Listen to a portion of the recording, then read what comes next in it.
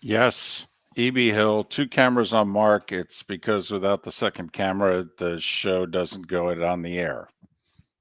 So, yes, 2 camera shoot for Mark. No early wake up call. Were you talking? I'm talking in the Twitch chat. Were you talking to me? No, I'm talking, answering Twitch here. All right. Trent flew back to Detroit for some medical tests. Grand Rapids, actually. So Trent will be back Monday.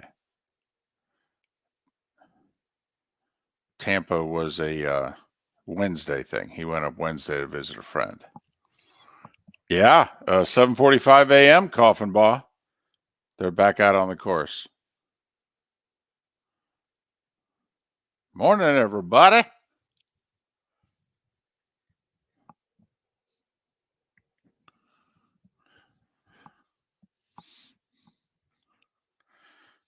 A little bit. Not gonna lie, a little bit.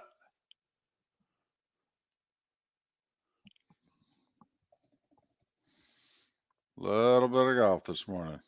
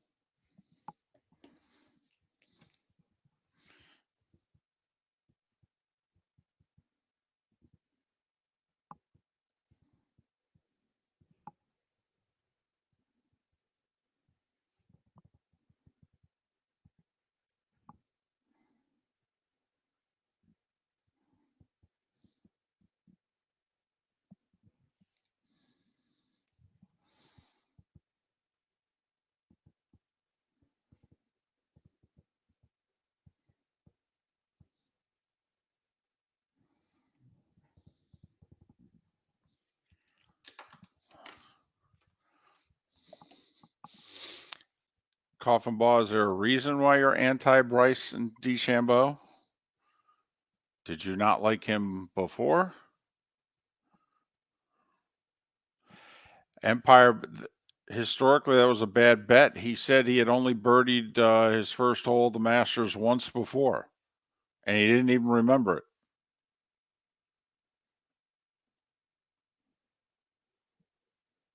I just love the fact he hit 3-wood 8-iron.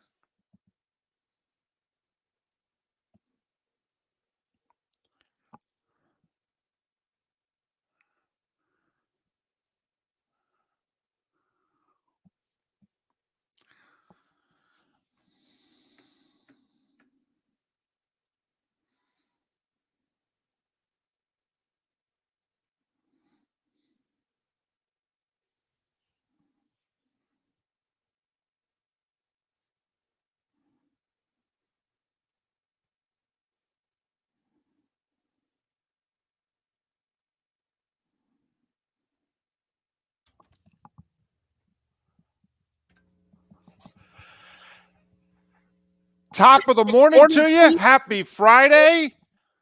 Hope your week's going well. Let's end it in style, shall we? How the heck are you? Miller and Moulton. MillerandMoulton.com. Miller_Moulton on X. No Trent today. He's back in Michigan. He'll be back on Monday. Mark with double duty today. Executive producer, along with co-host of Miller and Moulton. So he's worried. He's constantly checking things. He's making sure the plane is going to take off and land. Well, I already screwed up off the get-go because the Open didn't run. Well, if it ran, I didn't hear it. No, I don't think it ran. Okay. The problem is that there's a different person that comes in here every day. Well, not every day, but the afternoon in the studio, there are some different people here right now. Right. And so however the person left the board usually is a little different. So I'm 0 for 1. Okay. Well, but I mean, we're on the air. That's as good as I can do right now. Both microphones are on. So I don't know. I mean, maybe in hockey terms, I mean, you're 1-1, maybe 1 point in 2 games. Maybe. There's room for improvement. Kind of like your Wings last night. Oh, man.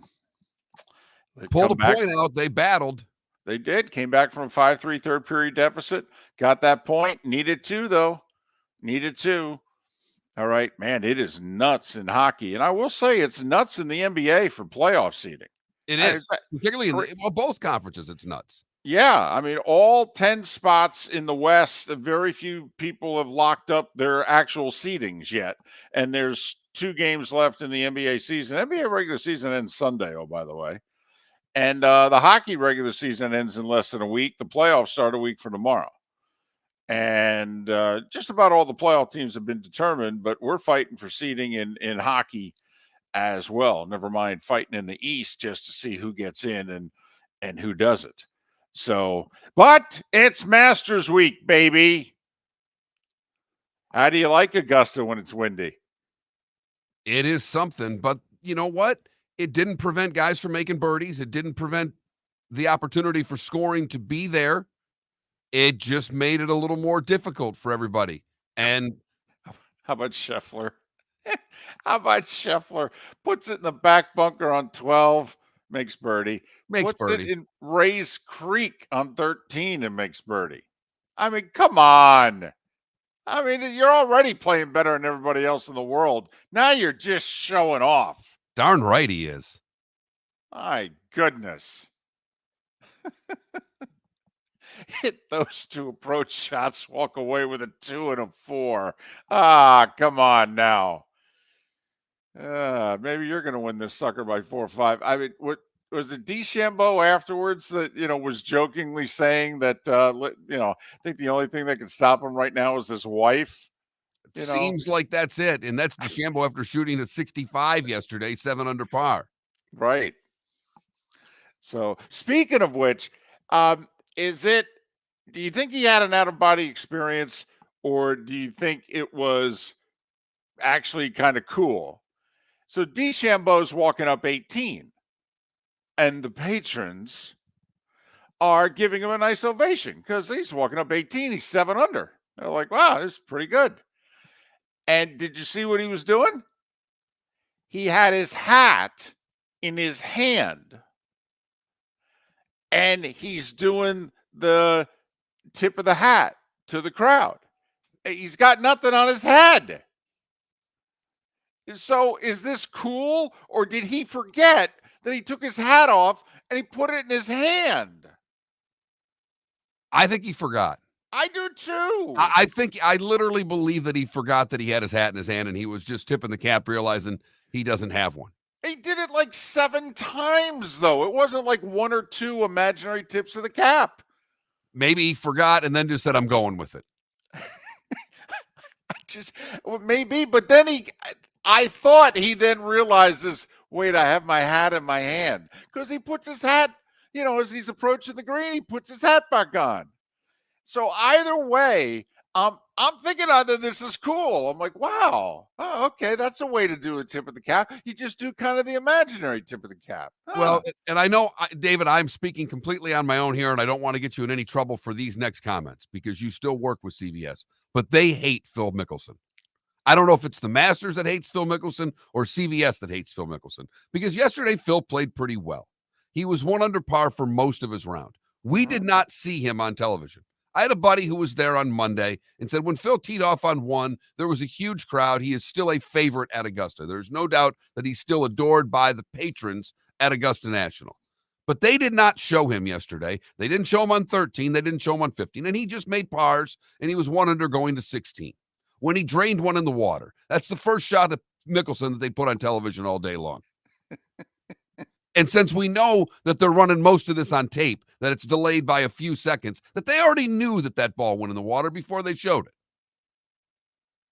And that was the first time they put him on television all day for Phil Mickelson to hit a shot in the water. So either CBS or the Masters is very angry with Phil. And I think it's CBS because they're still ticked off that they got to deal with Immelman in the booth for the next several years. Well, but now all the stories are coming about how much they like Immelman. All right. He's a man of the people. He's just a really nice guy. It's a joy to have him in the booth. But yes, that was Phil's job, and Phil screwed it up. In fact, Phil might have been the voice on both CBS and NBC. He honestly, if he wanted it, Phil could have been the voice of golf. Could have worked on any network that he wanted at any time. It was totally set up for him, especially after he won the PGA at nearly 51 years of age. I mean, it was a done deal. And but that's okay. He's well compensated, Mark. I don't think he needs the work. No, there's no doubt he doesn't need the work, but right. I like him still. I don't have the issues with Phil that others do. I know you don't, David. And obviously, based on the crowds that are around him when he plays, people don't hate Phil. No, they don't. They don't. It was pointed out even before your buddy texts you that I think whether it was Monday or Tuesday that the crowds that are there just adore Phil. Still, he's very much a favorite there. He's not Tiger, but they adore him. I mean, also 3 Masters wins. I mean, you can count on one hand the people who have won more. 6 majors. There's only one guy currently playing who's won more. Finished second there last year. No, so that was just, to me, you're trying to put the television program on so that the people who watch enjoy it. And I don't need to see Eric Cole hit more shots. No offense to the Cole family. Right. They can justify it because, they could say, well, Phil was never better than 1 under. He was never really in it, blah, blah, blah. But yeah, I mean, please, last year, remember when Koepka was leading going into Sunday, we were laughing the whole time about how this was torture to CBS and the Masters. They have to show him. He's leading. He's in the final group. They have to show him. It doesn't mean they want to at all. I mean, please, they only caught up with Phil late on Sunday last year, if you remember. Now, he made a bit of a late run. It was very much a backdoor T2. But he shot 65 on Sunday. He's a 3-time champion. He's also 52 years of age when he did it.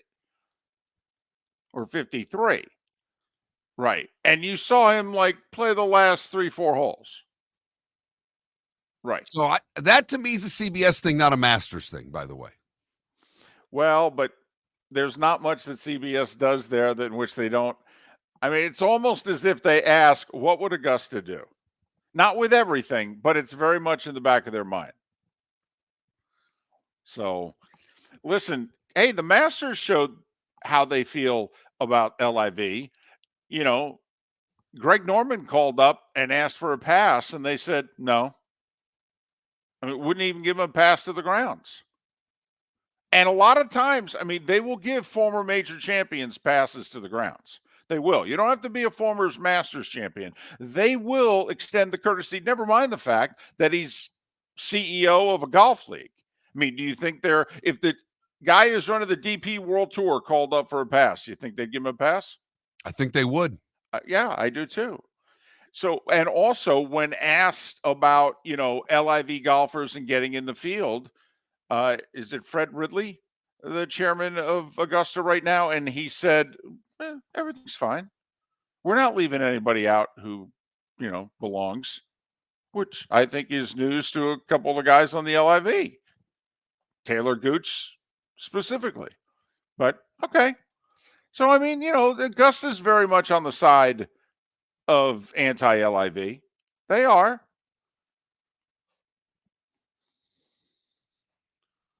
But the first round underway. Scotty Scheffler 1 back of Bryson DeChambeau. DeChambeau 7 under yesterday. Scheffler 6 under. Tiger 1 under, still on the course. Through 13, hour and a half from now, he has to resume. So that's an early wake up, early stretching.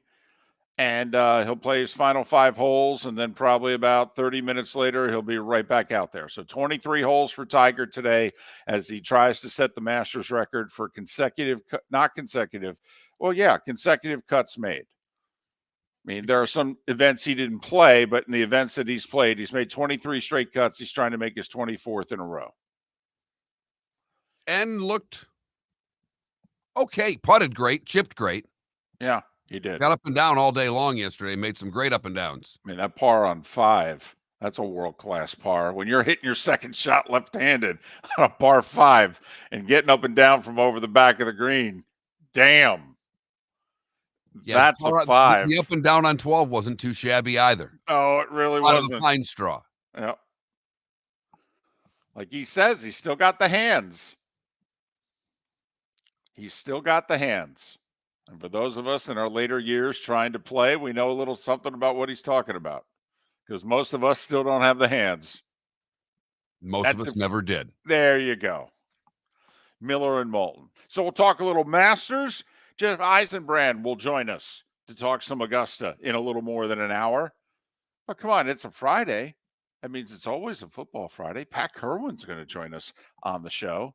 And C.W. Lambert's the guy who broke the story about ESPN negotiating the exit for Florida State and Clemson.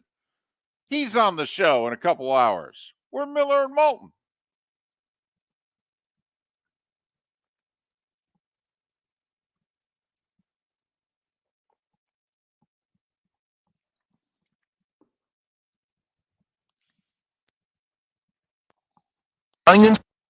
It's time to dust off the old jewelry and dig out those fine timepieces you no longer wear. The Diamond District will pay top dollar for your unwanted treasures. Why let your valuable pieces gather dust when they could be putting cash in your pocket? That's not all. For those looking for exquisite jewelry at unbeatable prices, the Diamond District has you covered with a stunning selection of estate jewelry, meticulously curated and priced to sell. From dazzling diamonds and exotic gemstones to timeless Rolex watches, you'll find the perfect piece to elevate your style. Join the Diamond District this weekend for their estate buying and selling event, where they pay more for your jewelry and fine timepieces and sell for less. Don't miss out. Jason and Todd are in the store nearly every day and look forward to shaking your hand and welcoming you to their Diamond District family. At the Diamond District.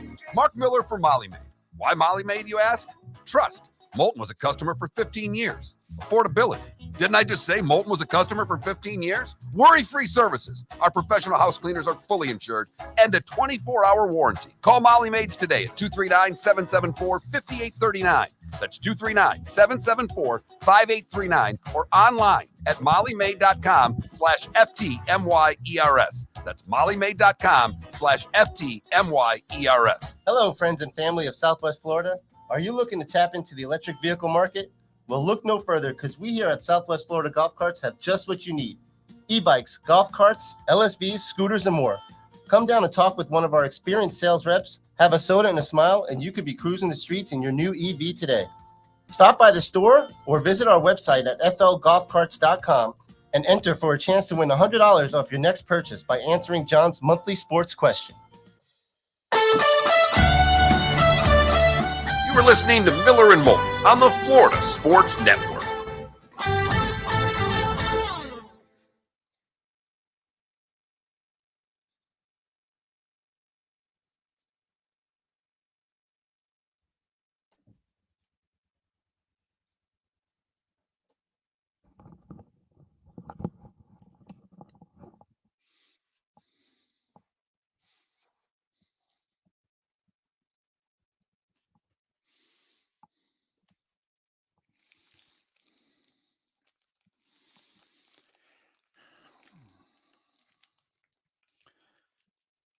So was that Trent who called you?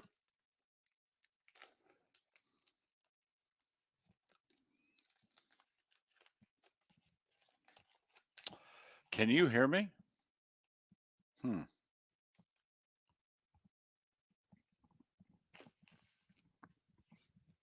Can you hear me?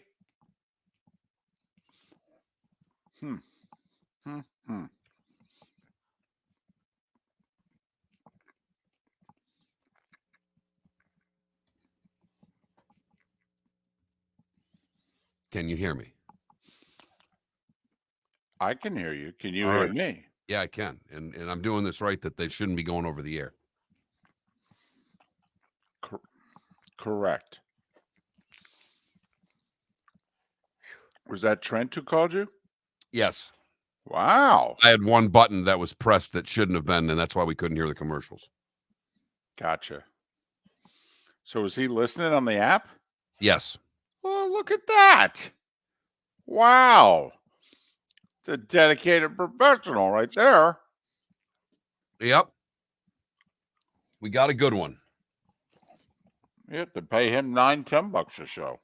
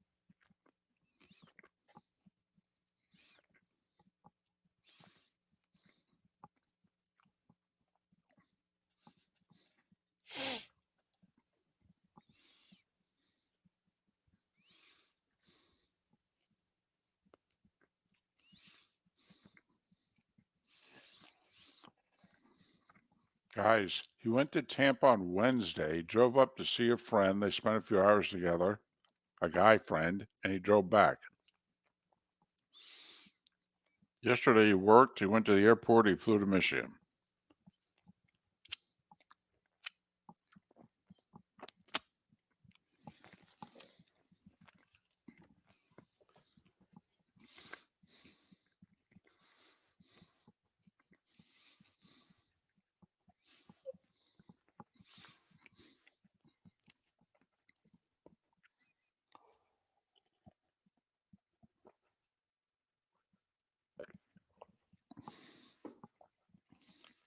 Sonny OJ was huge.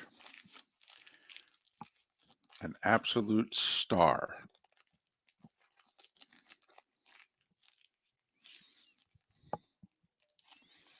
There's no denying that.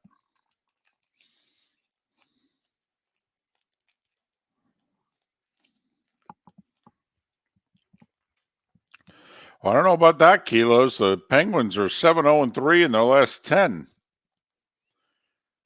They seem to really want it.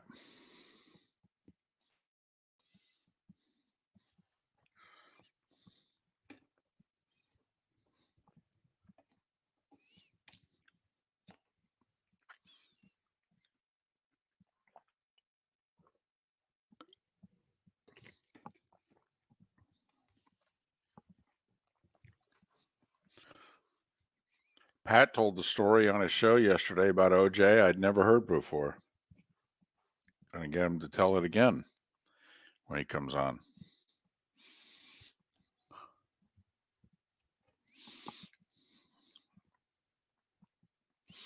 Another hundo on the Lightning.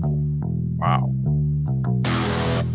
You're listening to Miller and Moulton, only on the Florida Sports Network. And now, here's Mark Miller and David Moulton. 21 minutes past the hour. Mark Miller with his hands up triumphantly, kind of like Rocky at the top of the steps. For he is not just co-host of Miller and Moulton this morning, millerandmoulton.com, Miller_Moulton on X. He is executive producer with Trent taking care of some business back in Michigan. He'll be back on Monday. So Mark pulling double duty today. We think we have all the switches in the right spot and the buttons pressed and not pressed that should be, right? That's our story, and I'm sticking with it. Okay. So far, so good. All right. We're on the air. Both microphones are working. And, listen, most of the commercials got played, and I don't think what we were talking about during the break made its way on the air. So, it's pretty good. There, Really not sure what else we have to do. That's all we got, David. That's all we got. I think we're going all right. I'm in full panic mode right now, but I'll get through this thing. And you're a sweater to begin with. You run hot, so. And this room's about 15 degrees warmer than the normal studio that I sit in, which is an icebox and fantastic, and I love it. This room, more of a sauna. So I may towel off during the starting five. Probably a good thing you went with the golf shirt, if you will, today and not the T-shirt, because you would have sweat right through that sucker. There's no doubt. Running hotter than normal today, David. So it was, 30, 40 minutes after our show was over yesterday that the news broke that OJ had died. Guess his family let everyone know publicly yesterday late morning when in fact he had passed away the night before. And obviously you say his name and that brings up a lot of thoughts and some feelings. And not many of them good. No, there are some that are old enough to remember maybe his playing days. I really don't. Well, I could see why, because he was done in the late 70s and you weren't even 10 yet. Right. I mean, I remember him playing for the Bills, but his good years had passed him at that point. Like, I don't remember the 2,000-yard season. Right. And I vaguely do, because I remember I think I had just turned 8. And that's right around my earliest sports memories, Mark, are right 7, 8-ish. 72 going into 73 is kind of, I remember the Dolphins playing the then Redskins in the Super Bowl. I remember them being unbeaten, rooting for the Dolphins. I wanted to see them because as a Giants fan, I couldn't root for Washington. Even at that age, Mark, even at 7. Way to go, Grandpa. Exactly. Couldn't root for a division rival in the Super Bowl. 73 Mets in the World Series. I remember that. It's funny, though. I don't have a single memory about the 73 Knicks. Okay, winning the title, and they haven't won one since. Would have been nice to have had that memory, since I don't know if I'm ever going to get another one. But I do remember, because OJ broke Jim Brown's rushing record at Shea, which is where the Mets played, against the Jets in the snow. And it was right around my 8th birthday. And I do remember it. And Pat Kirwan, who's going to join us in about an hour and a half, he was at the game. And he actually has an OJ story that neither one of us has ever heard before, I don't believe. And he told it on his show yesterday, and I'm going to get him to tell it again on our show coming up in about 90 minutes' time. But I do remember exactly where I was when the verdict was read, though. I don't know if I remember where I was when the verdict was read. I remember exactly where I was for the chase. Yeah, I do too. That was a big day for me. Rangers parade was in the morning. I'm a Rangers fan. They won the cup. They're only won in 84 years. I mean, it's kind of memorable for us fans, And of course, the Knicks were 2-2 in the finals and hosting Game 5 in New York. And then if you were into that, you got the split screen. And I was living in Atlanta. I had just worked for a team that had won a championship in hockey, like your Rangers. And I don't remember if the parade was that day or was the next day. I just remember being in our apartment, not your parade for the Rangers. The team I worked for had a parade too. I don't care about the damn Ranger parade. just keeping track of parades. You know me and parades. Everybody should get one. Yeah, well, the Atlanta Knights had one, David, and it was something. Let me tell you, all the people in downtown Atlanta watching these cars go by going, who in the hell are the Atlanta Knights? But see, you guys got a parade. The Rangers got a parade. That's how everybody's got to get one. That's how it has to work. We have to map it out. Every fan base deserves one.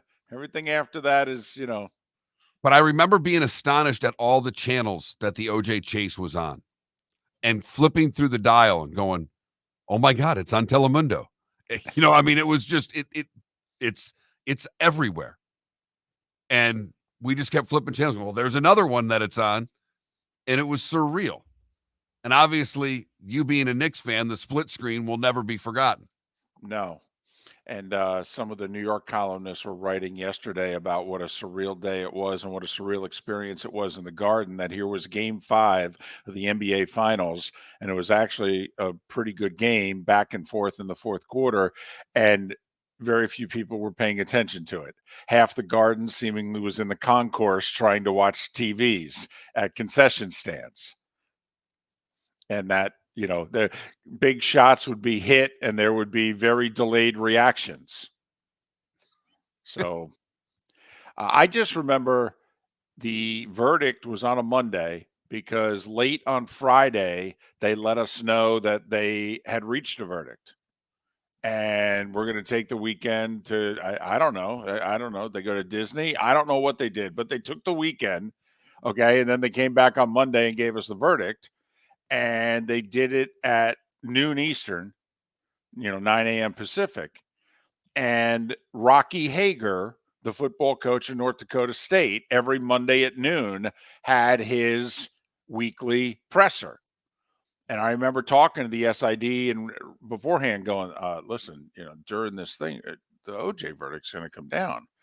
And they're like, well, we're just here for football. Like, of course you are. I know. And so sure enough, we're sitting around a table. Rocky decided to have it in a conference room. He's sitting at the head of the table and we're all lined up and, we're all paying attention to, not Rocky. And finally, Rocky realizes no one is listening to his answers. And so finally, okay, and people are getting up and going outside and coming back in. All right, we're all taking turns. You take a shift. Seriously, if you miss anything, I'll tell you, that type of deal. And so finally, Rocky goes, okay, what? And I was the one that said they found him not guilty. And then literally, a reporter from the local paper said, Rocky, do you have a comment? Now, here he is, got microphones in front of him.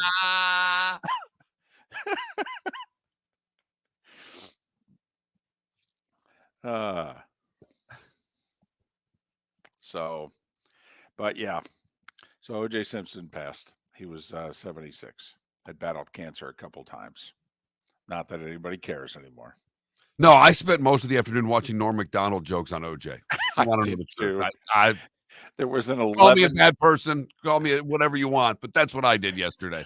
There was an 11-minute reel that was out there of Norm Macdonald jokes about OJ, and that's why Norm got fired from Saturday Night Live. They finally they're like, "Come on, Norm, enough. Every update is an OJ joke. Enough already." And Norm was like, "No, every time I'm pounding them," and they fired him over it. Which seems, and then of course 6 months later he hosted the damn show. But so anyway, an interesting figure in our nation's history, to say the very least. Yeah. So obviously that was a thing yesterday. That was a thing. You know what's a thing on Miller and Moulton at this time? The starting five. It's next. Visit Jason and Todd at the Diamond District. Are you ready for an event like no other? Join Jason and Todd at the Diamond District this weekend for their exclusive estate buying and selling event. It's time to dust off the old jewelry and dig out those fine timepieces you no longer wear. The Diamond District will pay top dollar for your unwanted treasures. Why let your valuable pieces gather dust when they could be putting cash in your pocket? That's not all. For those looking for exquisite jewelry at unbeatable prices, the Diamond District has you covered with a stunning selection of estate jewelry, meticulously curated and priced to sell. From dazzling diamonds and exotic gemstones to timeless Rolex watches, you'll find find the perfect piece to elevate your style. Join the Diamond District this weekend for their estate buying and selling event, where they pay more for your jewelry and fine timepieces and sell for less. Don't miss out. Jason and Todd are in the store nearly every day and look forward to shaking your hand and welcoming you to their Diamond District family. At the Diamond District. The law firm of Michael F. Hornung has successfully represented the citizens of Southwest Florida for over 30 years. As a former prosecutor, the information I know is information you need to know. If you've been arrested for a DUI, a criminal matter, or involved in an auto accident, call the law firm of Michael F. Hornung. I'm a local attorney with local knowledge to assist you through the process. For a free consultation, call 239-437-0095. That's 239-437-0095. Offices in Florida. Mark Miller for Molly Maid. Why Molly Maid, you ask? Trust. Moulton was a customer for 15 years. Affordability. Didn't I just say Moulton was a customer for 15 years? Worry-free services. Our professional house cleaners are fully insured and a 24-hour warranty. Call Molly Maids today at 239-774-5839. That's 239-774-5839 or online at mollymaid.com/FTMYERS. That's mollymaid.com/FTMYERS. You are listening to Miller and Moulton on the Florida Sports Network.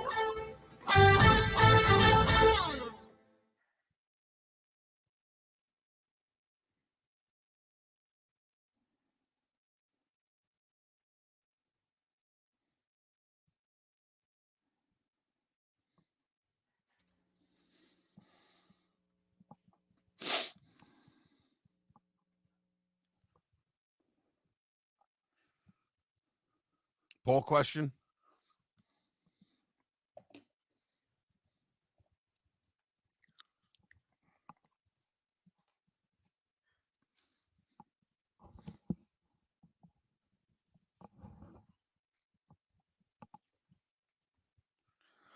Did we ever ask if you were Florida State, which conference do you want to play in, Big Ten or SEC? I don't know. Let's ask it.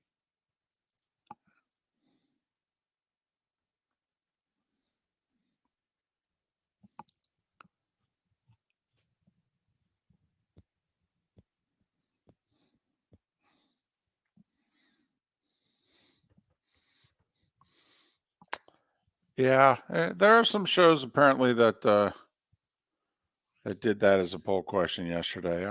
I'm not inclined to go there.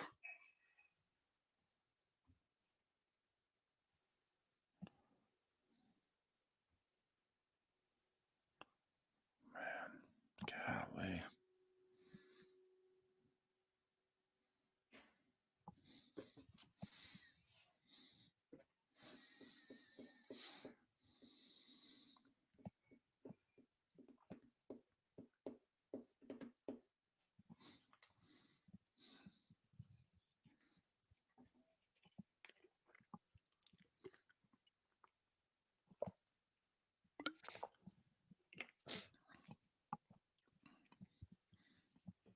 Mark, did you see that comment from Brian on Twitch?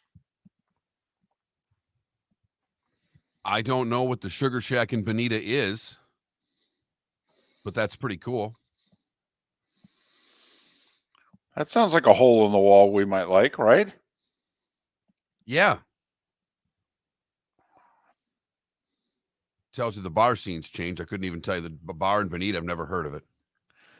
Right. You probably live within, what, 15 minutes maybe? Yeah. Unless it's next to a ball field. I'm not too sure I'd know it.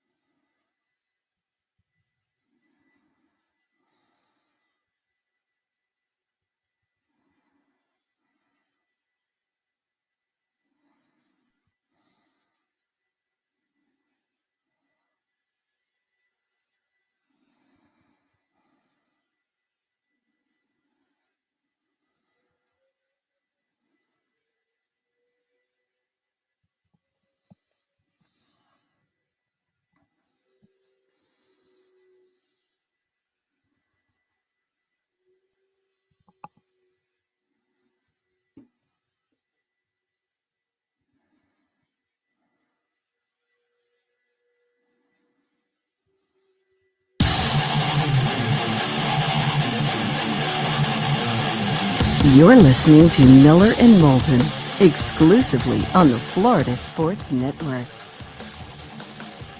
22 minutes until the top of the hour. We're an hour away from Jeff Eisenbrand. Talk some golf. The Masters. Play gets underway in a little more than an hour. First round suspended. 9 threesomes still left on the course.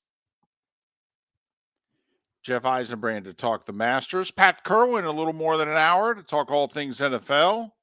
And C.W. Lambert will join us 2 hours from now.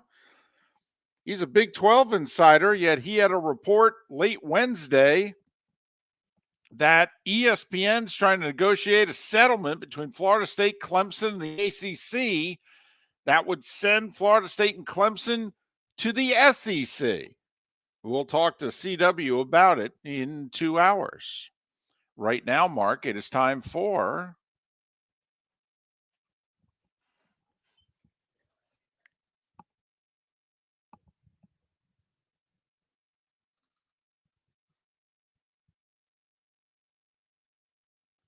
number one is the NFL, and we talked about it moments ago. O.J. Simpson dead of cancer at the age of 76. There we go. Now I hear it. All right. I could hear it. Everybody else could hear it. As long as you point, you point, tell me when to go, man. I go. All those years in live television, the person behind the the camera, they would just kind of half step out and just point. You just start talking, man. Just assume they know what's going on, even if you don't. Hall of Famer, Heisman Trophy winner, actor, broadcaster, accused murderer. That's quite the plaque for OJ there. Did you hear what Tom Brady said yesterday? I did. For those that missed it, so Brady did a podcast, and I still got some friends at Fox, and they said Brady's working pretty hard. They've done a couple of demo broadcasts, and he's working pretty hard at this broadcast thing. Oh, good. So that's why it was a surprise to me. I don't know if it was a surprise to you, in which he was asked, come on, late in the season, somebody calls you up and says, man, we need you for the playoffs. And he goes, well, I'm always going to be in good shape, and I'm always going to be able to throw it a little bit. And so, yeah, I mean, if the Niners called, if the Patriots called, if the Raiders called, yeah, I'd have to seriously think about it. Could he play for one team while owning part of another? He even said that in the answer. He goes, I don't know if I'd be allowed to if I become a part owner of the Raiders. Unless he'd only be allowed to play for the Raiders. I mean, why would you not be able to? If you partly own the team, can't you play for it? I would think so. Can't you coach it, GM it? I mean, what can't you do with that team? God, I want Jared to fire the coach midseason and take over behind them. That would be great. So anyway, so Brady said, well, yeah, So I thought it was interesting he didn't say Tampa. He said Patriots, Niners. Niners were his team growing up. He grew up in Northern California. His parents still live there. Okay. The Raiders, that makes sense. He's trying to own a piece of them. Patriots, well, obvious. Not Tampa. Does Bucs fan feel slighted that Tom Brady didn't mention you yesterday when talking about the teams he might play for? Yeah. I mean, you're 11-4 and Baker gets hurt. I mean, you call up Brady. And he's like, nah, man, you're not on the list. Oh, what do you mean? Come on now. Rashee Rice turned himself in. He's facing eight charges for this drag racing that caused a multi-car chain reaction crash. Fortunately, no one died. But he's facing 8 charges. And Nick Chubb, who was entering the final year of his deal with the Browns, reworked his contract, saving the team $9.6 million. He can still earn over $12 million this year by playing, but he's got to hit certain incentives. 13 players, by the way, have agreed to attend the NFL draft in less than 2 weeks. 3 of them are quarterbacks. Caleb Williams, Jaden Daniels, and Drake May. Marvin Harrison Jr. has also said, yeah, I'll show up. So that could be the top 4 right there. The Masters. Bryson DeChambeau doesn't have a great record at the Masters. And you would think with his length and what have you, but it hasn't worked. It did yesterday, though. 7 under 65. He's your first-round leader. At the moment, there are still 27 golfers on the course, including somebody who's 5 under through 15. But Scotty Scheffler right now is in second. He got it going on the back 9. And I mean got it going on the back 9. And he shot a 6 under 66. He's 1 back. 9 threesomes still on the course. One of them is Tiger Woods, 1 under through 13.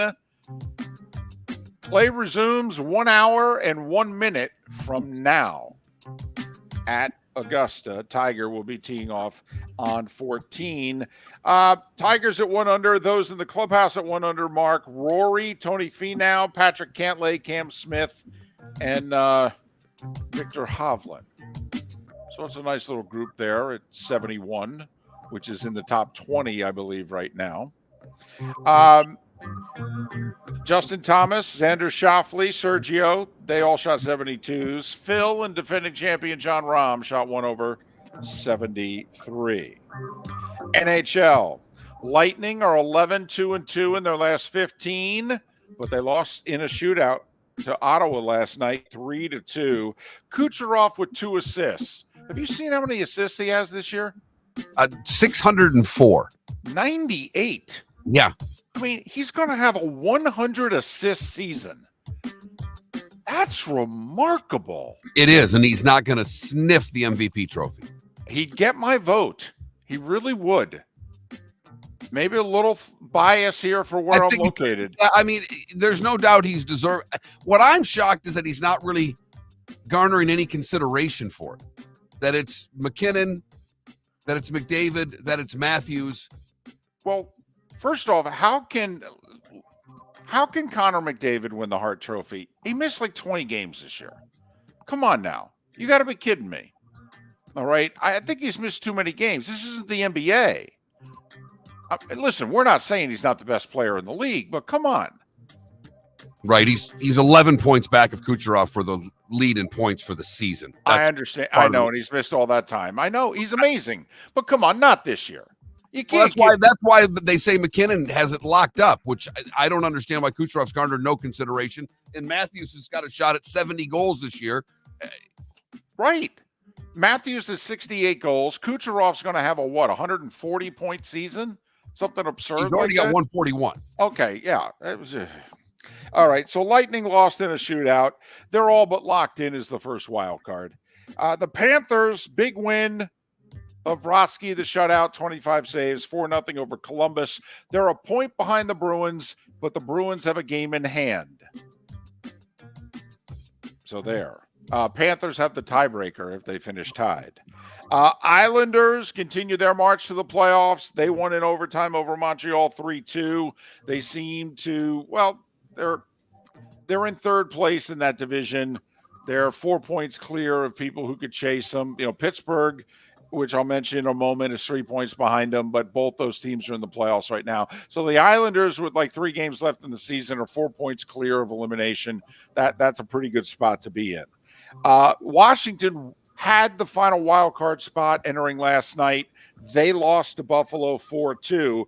Sabres eliminated from the playoffs. That's like 13 years in a row they've missed the postseason.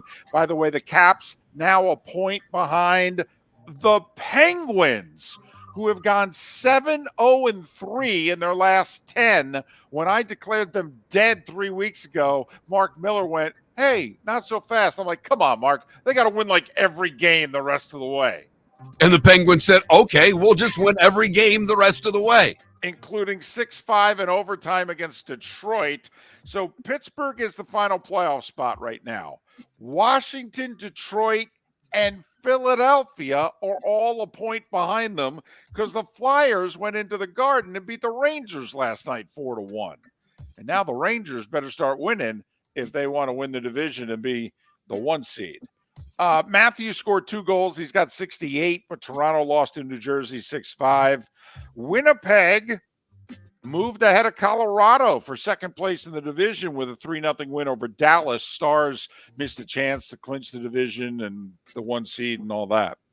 And the Kings clinched the playoff spot. They beat Calgary 4-1. Frozen 4, man, did BU get screwed. Denver was committing penalties all over the ice. Not a single one of them was called. The Terriers never went on the power play. They had the 3rd best power play in the country this year. They didn't get a single man advantage. They lost to Denver in overtime 2-1. It'll be Denver and Boston College for the Natty tomorrow night. BC shut out Michigan 4-0. So there, number 1 against number 3, by the way, for the Natty. NBA, how about this? The Celtics won the 4th quarter by 20 points and lost to the Knicks by 9. 118-109. Knicks have likely now the 3 seed. They can still be the 2, but they're likely the 3. Chicago clinched home court in the 9-10 play-in game against Atlanta. They beat Detroit by 22. Golden State, the Lakers, and Sacramento are in a 3-way tie for 8th right now. Golden State won last night. Sacramento lost. Sacramento is technically 8th today. Golden State is technically 9th. So right now, Phoenix and Sacramento would play the 7-8 play-in game out west. Golden State would host the Lakers in the elimination 9-10 game. New Orleans, by the way, who beat Sacramento, is a game up for the 6th seed. But Phoenix, the 7th seed, owns the tiebreaker against the Pelicans anyway. Baseball, Marlins and Rays were off yesterday. Brewers and Reds, Twins and Tigers were all postponed by rain. So we only had 5 games in the majors yesterday. The Mets scored 16 runs. Granted, 4 of them were against a middle infielder in the 9th, but they beat Atlanta 16-4. The Orioles scored 6 in the 10th to beat sweep Boston 9-4 and 10. The Royals have won 7 in a row. Yeah, they're 9-4. They beat Houston 13-3. The Astros are 4-10. Oakland held Texas to 1 hit, beat them 1-0. And the Phillies with 4 in the 7th beat the Pirates 5-1. Did you see what the Feds announced yesterday? I did. So the Feds came out and said that Ohtani's ex-interpreter, yeah, it wasn't $4.5 million that he stole. It was $16 million. They also detailed his betting. We can get into that a little bit later on. Man, does he suck. You think Miller and Moulton get some stuff wrong from time to time. We are money compared to this Mizahara guy. But Ohtani, the Fed said, didn't place a single bet, and none of these bets, by the way, were on baseball. Now, you can believe whether or not it's Ohtani. And Ohtani didn't know anything about the money. Nope, knew nothing. Nothing. No. His agent even questioned the interpreter during the theft. Right. And apparently the interpreter was able to switch all the settings, and he got all the alerts and what have you, and Ohtani couldn't check his own money. Right. By the way, when you have that much money that you've lost $16 million and you're unaware of it, how much money do you think you have? A lot. I think that's fair to say a lot. I think that's fair. Okay, good. Finally, Kentucky looks as if they're hiring Mark Pope to be their new basketball coach. He played for them for 2 years. He was on the 96 title team. He was the BYU coach last year. By the way, Mark Pope, 9 years as a head coach. NCAA tournament wins? That would be 0. Good luck at Kentucky. And at 8 minutes before the hour, that was the starting 5 every weekday morning at this time on Miller and Moulton. Man, they went Mark Pope instead of Bruce Pearl. They went Mark Pope instead of Pitino. Hell, they went Mark Pope instead of Richard Pitino. I mean, really? Wow. I know he played. Come on, he was a role player. They would have won that title in '96 without Mark Pope. Come on. They had like 7 pros on that team. Nobody wanted the Kentucky job. Man. Nobody wanted the Kentucky job. So he'll probably be great. But, today, it doesn't look good. Got to be honest. So there you have it. And Mark I'm Pope. sure Big Blue Nation will calm right down and realize that Sure. maybe they were part of the problem as to why no one wanted to take that job. So they'll amp things down a little bit this year when they come off to a, 3-3 start, David. I'm sure they'll give him 2 to 3 years to, get his feet wet and get acquainted. And by years, we mean weeks. Why you Moulton was a customer for 15 years. Affordability. Didn't I just say Moulton was a customer for 15 years? Worry services. Our professional house cleaners are fully insured and a 24-hour warranty. Call Molly Maids today at 239-774-5839. That's 239-774-5839 or online at mollymaid.com/FTMYERS. That's mollymaid.com/FTMYERS. Located on the East Trail, locally owned Naples Tiki Bar and Grill is an outdoor eatery next to the Hitching Post Shopping Center. Island-inspired food with a true tiki theme. The best place in Naples to enjoy the beautiful weather in Southwest Florida. The Naples Tiki Bar and Grill offers a great menu for dine-in or takeout. Enjoy our famous pulled pork, huge burgers, and tiki bar cocktails. Don't miss happy hour every day from 3 to 6 and live music 7 days a week. See you soon at the Naples Tiki Bar and Grill, 11498 Tamiami Trail East. The law firm of Michael F. Hornung specializes in criminal defense, DUI, personal injury, nursing home claims, and auto accidents. I'm a former prosecutor with over 34 years of experience. The information I know is information you need to know. If you've been arrested for a DUI, time is of the essence to maintain your driving privileges. Call the law firm of Michael F. Hornung for a free consultation. At the law firm of Michael F. Hornung, we are committed to excellence in your representation. Being a local attorney with local knowledge is clutch to the success of your case. For over 30 years, we have successfully represented the citizens of Southwest Florida. For a free consultation, call 239-437-0095. That's 239-437-0095. Our offices are conveniently located in Fort Myers. Visit online at mfh-law.com.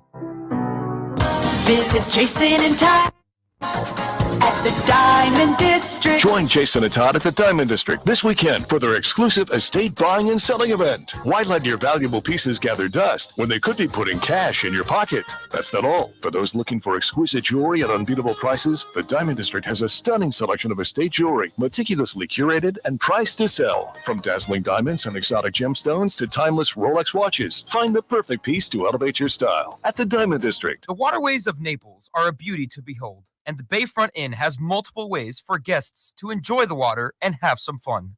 Gather your family and friends and enjoy a leisurely day on the water with a pontoon or deck boat. If you prefer to explore the waterways without a motor, the Bayfront has canoes, standboards, and kayaks. At the end of your journey, enjoy lunch or dinner at the Bamboo Tropical Bar and Grill. The Bayfront Inn. Something for everyone. On 5th Avenue in Naples. You were listening to Miller and Moulton on the Florida Sports Network.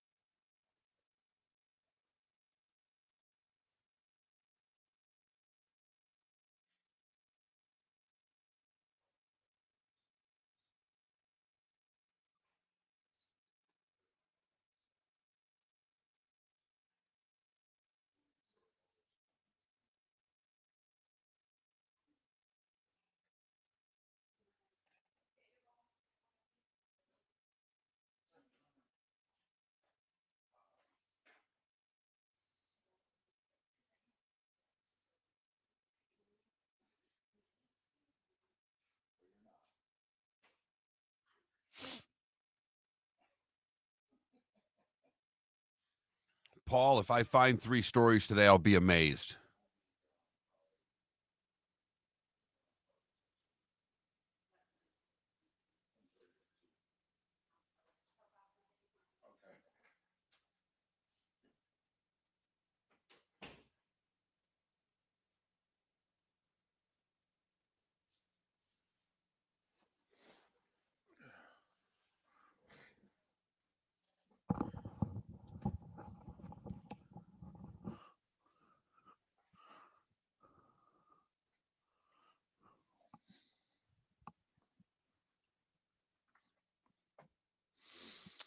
Well, Kilos, the other thing is, so far early in the season, no pitching staff has thrown more non-fastballs than the Red Sox.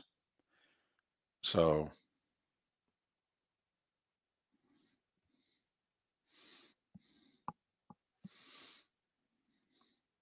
Mark, you going to take their suggestion, the good is OJ died? Wow, it's very Norm Macdonald of me, wouldn't it be? I'm with you. I watched the whole 11-minute montage of Norm Macdonald jokes. I got through about 5 minutes of it, but I love when he did it. Dr. Seuss Day. Yep. Today, and they redid some of the books, Green Eggs and Ham, and OJ did it. Yep.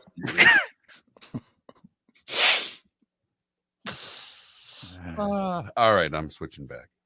Charles Woodson joke at the The ESPYs. Charles Woodson is just legendary.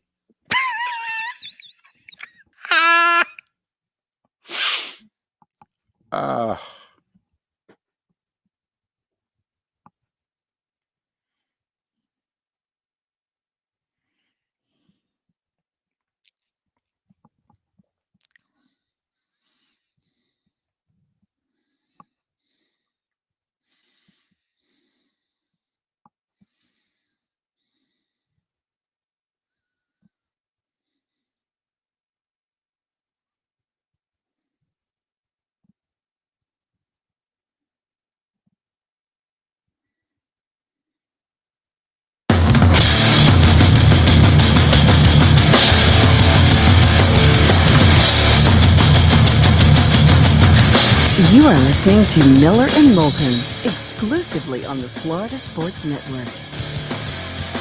And now, here's Mark Miller and David Moulton. Hour 2 of Miller and Moulton on this Friday. The Masters resumes in 45 minutes. 9 threesomes were out on the course when play was suspended early in the evening yesterday. So they will finish things up and then get right in to round 2, try to get everybody in. Today, it'll be close. It will be close whether or not everybody gets their round in today or not. I would think they could do it, right? I mean, because you got everybody, they're starting on the back, right? I mean, so you could send guys off the front. I thought I read that round 2 tee times are, they're starting at 7:30 or whatever, 7:45 with the resumption of play, 7:45. Right. I thought they were starting with 8 o'clock with tee times. Yeah. So with then round 2 tee times, that is. Right. So, so the Masters is planning on, getting everybody done today so that they don't have to come back early Saturday morning and finish. DeChambeau, the 1-shot lead. Scheffler lurking at 6 under. And the leader on the course is 5 under through 15. Tiger 1 under through 13. First things first, let's see him make the cut and then go from there. Hey, listen, I know you got a lot going on today. You're co-hosting the show, you're executive producer, you're chief engineer. I mean, you're sweating through your golf shirt, which you then have to dry out before you play golf later today. I mean, you got a lot of responsibility. Okay. Can I make you and I feel better about ourselves? Yeah. Okay. So this Mizuhara guy, right? The interpreter. Did you spend any time yesterday? I mean, it's a busy day yesterday. You got things with your daughter. The Masters is on. OJ died, so we've got all those Norm Macdonald jokes that we had to rewatch. I mean, so I don't know. Did you pay attention and read what the feds released yesterday about Mizuhara? Just that it was the $16 million. I didn't get into what he was gambling on in the individual bets and of the like. He made 19,000 bets with Otani's money. 19,000 bets. He won $142 million with those bets. He lost $183 million with those bets. That's $41 million in the hole. So here's my question. If he stole $16 million from Otani and he lost $41 million, how did he come up with the 25? Because supposedly his salary was $300,000. This reminds me of like congressmen and women. They go to Congress, their net worth is $831. By their 9th term in Congress, their net worth is $13 million. It's like, that's pretty amazing. You guys are making $300,000 to $400,000. That's remarkable. How'd you guys pull this off? Man, your savings account must pay great rates. So that's my first question, Mark. Where's the $25 million come from? I said, help me out here. How many bets did he make? 19,000. I want everybody to think about that. Because even if you are the degenerate gambler, yes, and you like action, do you know how much action that is? That's just blindly betting games to bet games. Hey, I'll throw 500,000 on this and 100,000 on this. Apparently, he really liked his soccer. All right, and bet the NBA and the NHL hard. According to the feds, not a single bet placed on baseball. Not one. Listen, they got dialogue. They have texts and emails between Mizuhara and the bookie. That's my favorite one. Where he sent the text to the bookmaker. Have you seen the reports? The bookmaker responds, yeah, but that's all BS. Obviously, you didn't steal from him. I understand it's a cover job. To which he responds, technically, I did steal from him. It's all over for me. According to the complaint, because there's a lot of questions here. I don't know how I steal from you, Mark. I don't know how I go through your bank and get money out of your account. I don't know how to do it. Apparently, Mizuhara knows how. I think I could get into your phone and steal some of your money. And I'm not being a jerk. I think you would try. Hey, David, I need your code to your phone, and I got to text myself something. Okay, here's a question. Do you think you could do it and then start stealing from me and hide it from me the entire time? No. Okay. No, that's right. That's the part where I get confused. Right. According to the feds, he is admitted to changing the settings so that all of the notifications went to Mizuhara and not Otani. Okay, even Otani's agent was unaware. I mean, I don't know. If I'm Otani, I got to get rid of everybody around me, don't I? Don't I have to start anew? I mean, don't I turn everything over to my wife? I just got married. I mean, honestly, who am I trusting? Charles Schwab or my wife? Who am I going with? It seems as if I have very few options. I would be getting a new agent. Yeah. I would. Mm-hmm. Okay. I kid you not. There is a paragraph in the complaint that reads, Mizuhara called the bank and identified himself as Otani to authorize wire transfers from the account to people involved in the illegal gambling operation. When asked how he did it, he said, I called up and said, hey, this is Otani. I need to send this money. And the bank went, Okay, huh? Okay.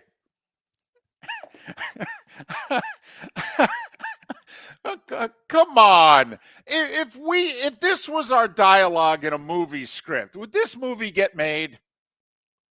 No. No, I actually, it reminds me, I had a friend who wrote a book when he was in college, and he did a nice job. And I remember there was a mob part of it, and I'm like, you didn't do any research, did you? You just used all the mob movies you watched, and that's where this mob stuff comes from. And that's kind of what this doesn't make any sense. So, listen, I am good at math. Like, I'm not good at a lot of things. I'm good at math. There's 25 million missing from this story. I would like to know where it is. Because this just in, the illegal bookmakers don't write off 25 million in losses. Okay? They may kill someone over 25 million in losses, but they don't write it off. That's number one. Somebody explain to me where the 25 million is. And did Mizuhara pay? So he paid the 25 million in losses, but not the 41. The other 16 he had to steal from Otani. He only had 25 million. Gotcha. 19,000 bets, man. Over a year and a half. That's like 1,000 bets a month. It's tough to do. That's 1,000. So what, how do we do that? Divvy it up by day. I mean, I guess it's 30 bets a day. 30 a day. Every day, though. Every day for 18 months. You're making 3 dozen bets a day. A day. Apparently, and, these are not $50 bets either. Apparently, he bet at least 1,000. Every bet was at least $1,000. Yeah. This is something. There's a part of me, because the media will not just buy the story. They won't. They are going to go through this story. They're going to continue to investigate this story.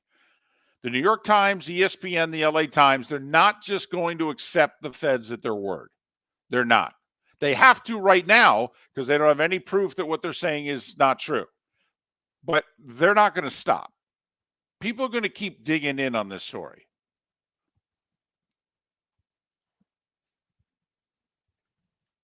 The hell of a credit line that bookie ran. Just, man. And you don't think that the bookie thought maybe at one point with that big of a debt, he'd have something on Otani, huh? Well, apparently, according to the texting, at one point, Mizuhara is like, listen, I need a little bit more. And the bookie's like, I need $500,000 in like 3 hours or this ends. And apparently the illegal bookie was at an event with Otani. And he said, he's standing right here. Either you get me $500,000 right now or I'm going to go up to Otani.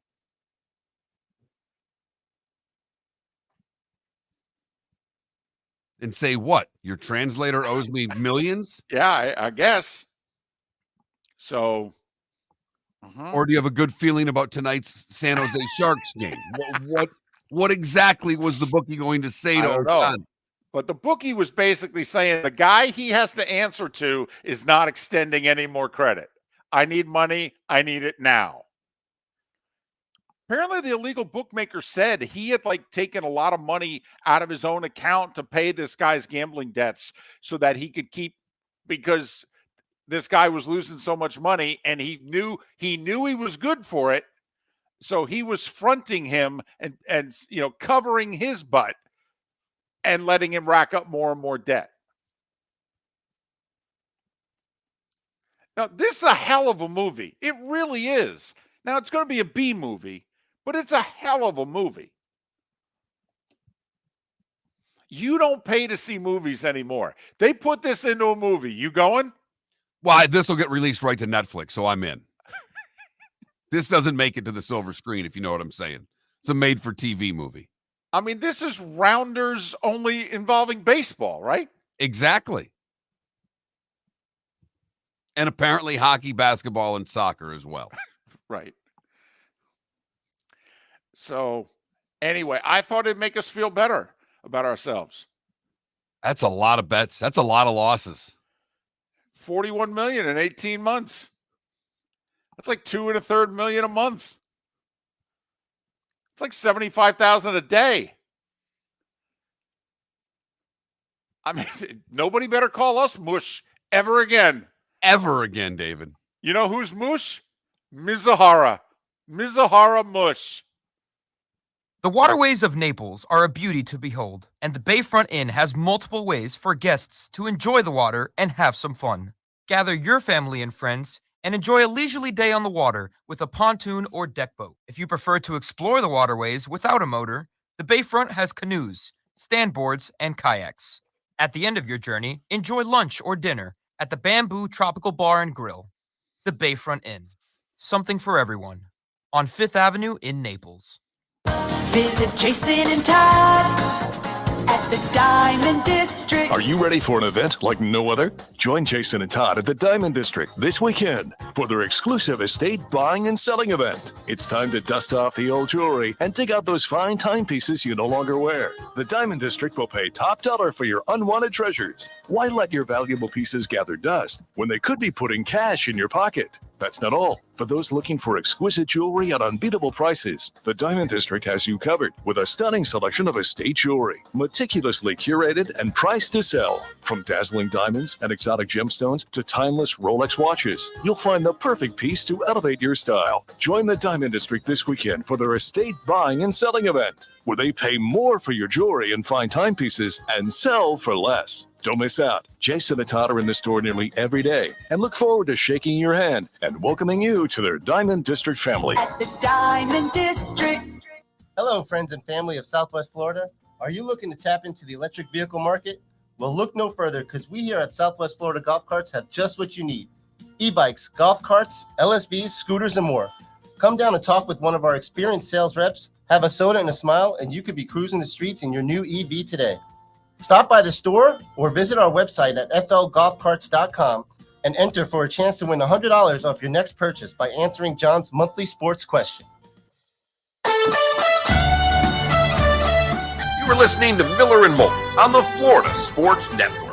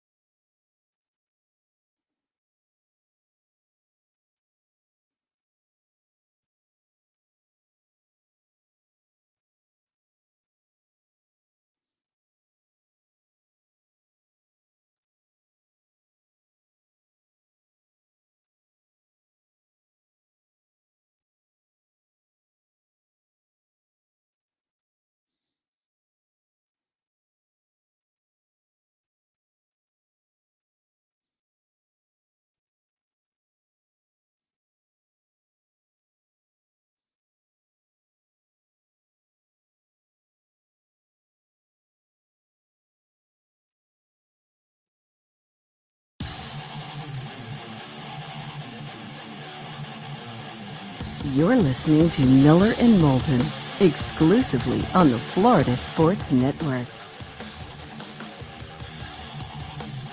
21 minutes past the hour. Thanks so much for being with us on this Masters Friday, this Football Friday. Quite a few other things going on as well. Jeff Eisenbrand, he will join us in a little more than 15 minutes. We'll talk about round one, which is not yet complete, and round two of the Masters, what he saw yesterday, what he's anticipating today. Pat Kirwan at the top of the hour. C.W. Lambert, a little more than an hour. He's on because he had a story late Wednesday into Thursday that ESPN behind the scenes is trying to broker a deal between Florida State, Clemson, and the ACC, in which Florida State and Clemson would go to the SEC and financially work it out and all that. And, let's just, play nice, boys. And so it leads to our poll question today. If you were Florida State, what conference would you go to, Big Ten or SEC? That Mark Miller, the David Moulton on X, Miller_Moulton on X. Mark, if you were Florida State, where would you go? I'd go to the Big Ten because I'm so honked off at ESPN and the SEC. I would go to the Big Ten for two reasons. One, right now and for the rest of the decade, it's more money in the Big Ten than it is in the SEC. The schools are getting more annually from the conference in the Big Ten than they are the SEC. That's number one. And number two, I actually think Florida State would be valued in some way in the Big Ten. That the Big Ten would look at them and even their fans would say, well, that gets us into Florida. That's good for the conference. Big Ten fan out there, 21,000 is the text line. Would you rather have Florida State or have them go to the SEC? So I'm with you, Mark. We agree on this one. We both would vote for Big Ten over SEC. Obviously, ESPN has no share in the Big Ten anymore. So if this story is true and if they're working, they're going to want Florida State to stay on their network. In the ACC, they're on their network. In the SEC, they're on their network. They go to the Big 12, they share the Big 12 with Fox. They go to the Big Ten, they have no share in it at all. None. Zip, zilch, nada. So, DC in our Twitch chat room says if they go to the Big Ten, they'd be marginalized. Any more marginalized than they were in December? I mean, I don't think they'd be any more marginalized in the Big Ten or SEC than they were 4 months ago. The only thing that I wonder if you're Florida State, the more money is great. How much would you spend traveling in your other sports that you wouldn't spend if you were in the SEC? No doubt. How much do they value their other sports? Or is it all football, which we know that it is? But here's my thing. Let's just say it's a couple million more in travel. Is that fair? Okay. They make more than that going to the Big Ten than they do the SEC. The Big Ten right now generates 10 or more million a year per school from their deal than the SEC gets from theirs. I think for USC and UCLA, it would help the Big Ten's baseball profile getting Florida State on board. It's going to be tough, isn't it, for the next year or so to tell some of these conference jokes? Like, you had to turn away from me. You had to turn away and damn near put your hand to your face.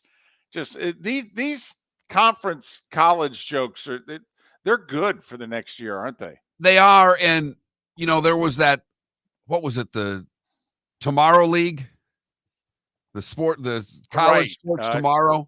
Yes. That wants to have a super league of college athletics. And with the way conferences are, I have to say that proposal looks more and more solid to me by the day. Because this is going to start looking awkward when we have ACC games with Cal and Miami. Well, we just got a tweet from someone that said, I can't wait for the bitter conference game between Oregon and Florida State. And right, I mean, we're going to have that this year. You know, when Stanford and NC State go at it, I mean, it's it's going to be vicious. There's no doubt. That is why, though, to be serious for a second, if I'm Sankey, I really don't want to expand. Do I have to expand? I really think you've reached maximum density right now if you're the SEC. You're like, no. Yeah, I really don't want the Big Ten in our footprint. But you know what? I don't want to go bigger than 16. I don't. And Florida State and Clemson, particularly Florida State, adds more to the Big Ten than they add to us. We're already in these states. It's what you said earlier, David. It's a matter of Sankey wants to keep them out of Florida. I think Clemson's just an add-on in this thing. Clemson, maybe I'm on my own here, but Clemson adds nothing to me, to the Big Ten. Not a damn thing. Now, would you have said that if this is 2015 through 2019 Clemson, when they were making the playoff every year and they were playing for the Natty most every year? Would that change your tune about, because slightly, but I still don't think that when you're that good and you're still not the most popular team in your own state, Clemson's not and never has been a national draw. They've had a moment in the sun. Florida State does still move the needle. You're damn right they do. They do. More so than Clemson did a few years ago when they had their great run under Dabo. And by the way, some people think Clemson's going to be really good this year. We'll see. Dabo, once again, I think brought in no one in the portal. So I really hope this works out. Because I'm worried about Clemson going forward. I'm wondering if Clemson's going to go down the Miami-Nebraska road here. Dabo this is remarkable what he's trying to pull off. When no one else is trying to do it that way, and no one else believes you can win doing it that way, he is still, to me, with his head in the sand of what college athletics is today. So, I mean, Georgia's not taking a ton, but when they need them, they're grabbing them. Same with Alabama. Yep. Up until this year, they weren't taking a ton, but they went out and handpicked the 4 or 5 transfers that they wanted. So that's our poll question.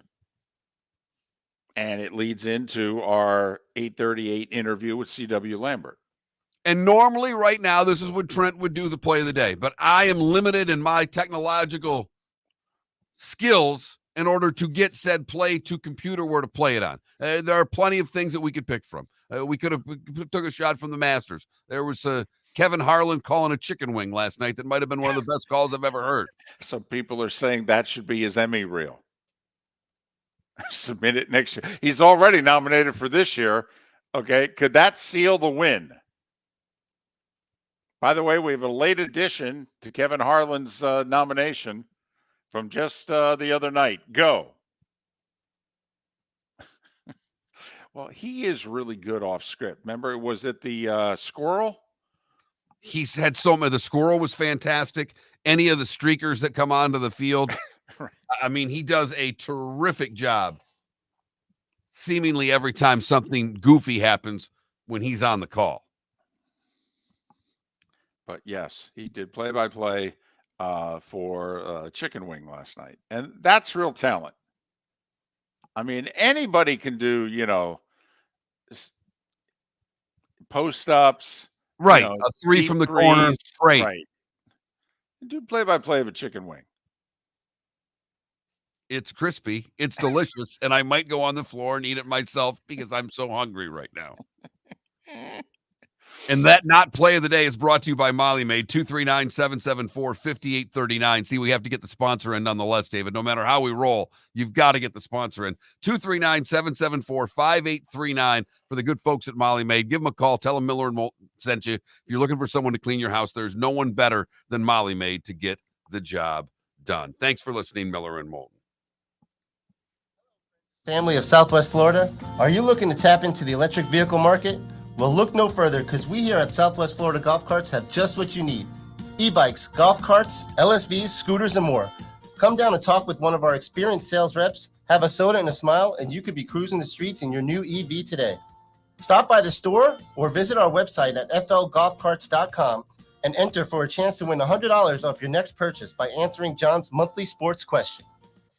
The law firm of Michael F. Hornung specializes in criminal defense, DUI, personal injury, nursing home claims, and auto accidents.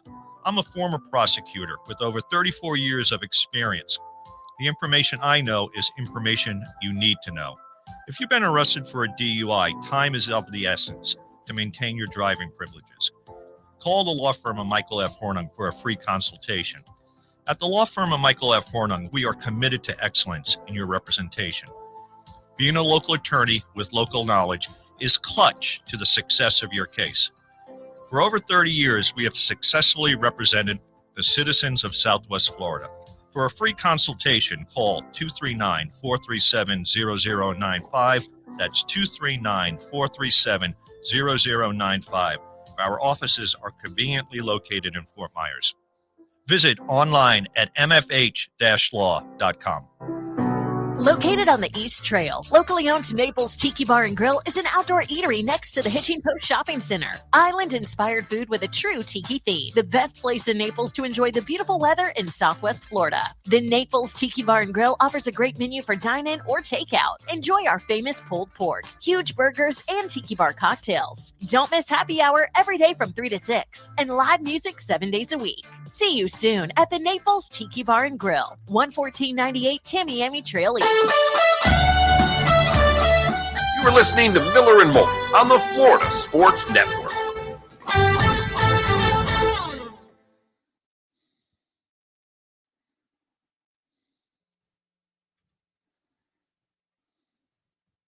Oh, this sucker's about over. At least till the bonus hour.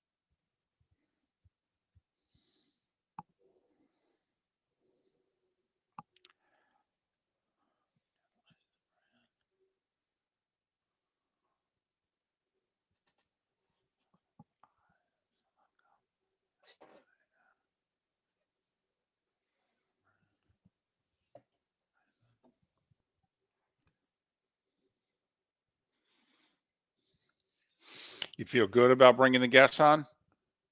Once I get one on, Okay. I think we're okay.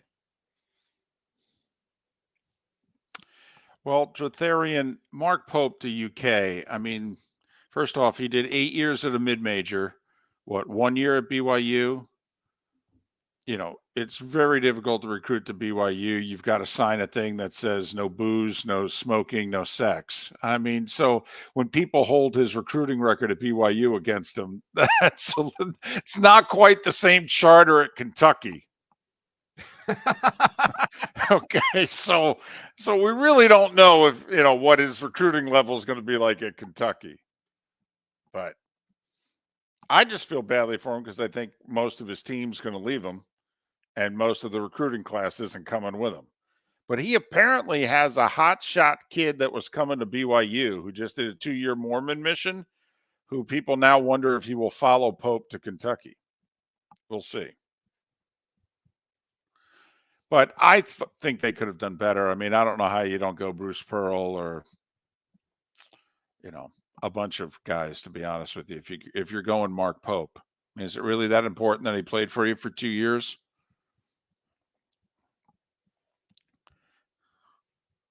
So, I mean, I'm sorry. I go Bruce Pearl. I go Rick Pitino. I go Richard Pitino, to be brutally honest with you. Because he at least, was at Minnesota and other Power 5 schools. And I would not have gone Mark Pope.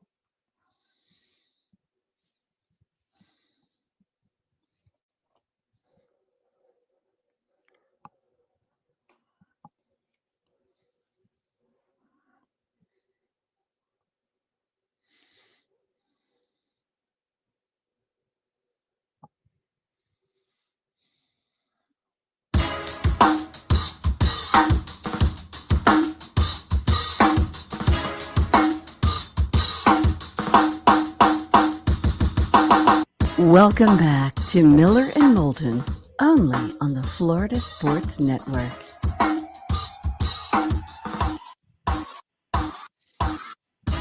"22 minutes before the hour. Pat Kirwan to join us at the top of the hour. C.W. Lambert, 1 hour from now. He broke a story late Wednesday about ESPN negotiating behind the scenes with Florida State Clemson to broker a deal to leave the ACC and go to the SEC and share money and keep everything together. We'll talk to C.W. Lambert about that. It does lead to our poll question today, which is, if you're Florida State, which conference would you rather be in, Big Ten or SEC? It's pretty close to a 50-50 vote. Please vote. That Mark Miller, the David Moulton, Miller_Moulton on X. But the Masters, obviously, big story this time of year. Jeff Eisenbrand, PGA Tour Live is where you can see and hear him.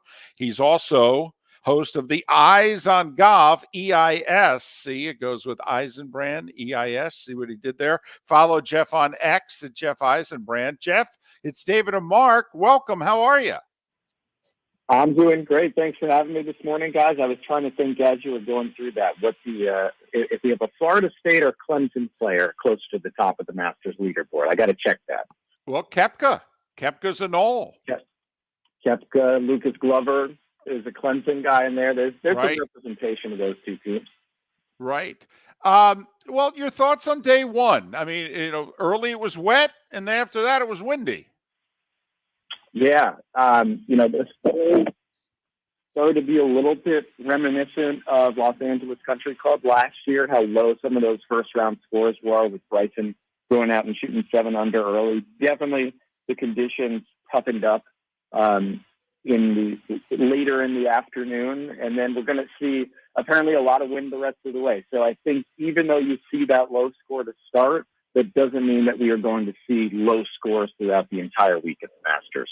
No, the greens will dry out even more, making them faster, making it a little bit harder to hold the greens, and obviously the winds will do that. But DeChambeau 7 under, but Scotty Scheffler with 6 under. Once again, yeah, he's a shot off the lead. He's the best player in the world right now, and he showed in day one why, didn't he?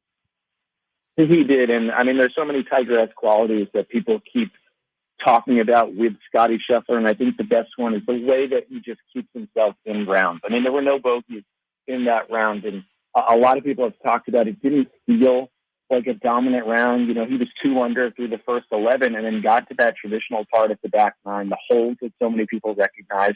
And he just took care of business. Birdies on 12, 13, 15, and 16. If you know the Masters, if you've watched enough, you know those 2 par fives in the back, 13 and 15. Those are the ones that you need to take care of. He always does, it feels like. So Scotty shoots that 6 under round, 4 under on the back, and all of a sudden just catapults himself in the back of that round to having a good first day to, is he just going to start to lap the field this week?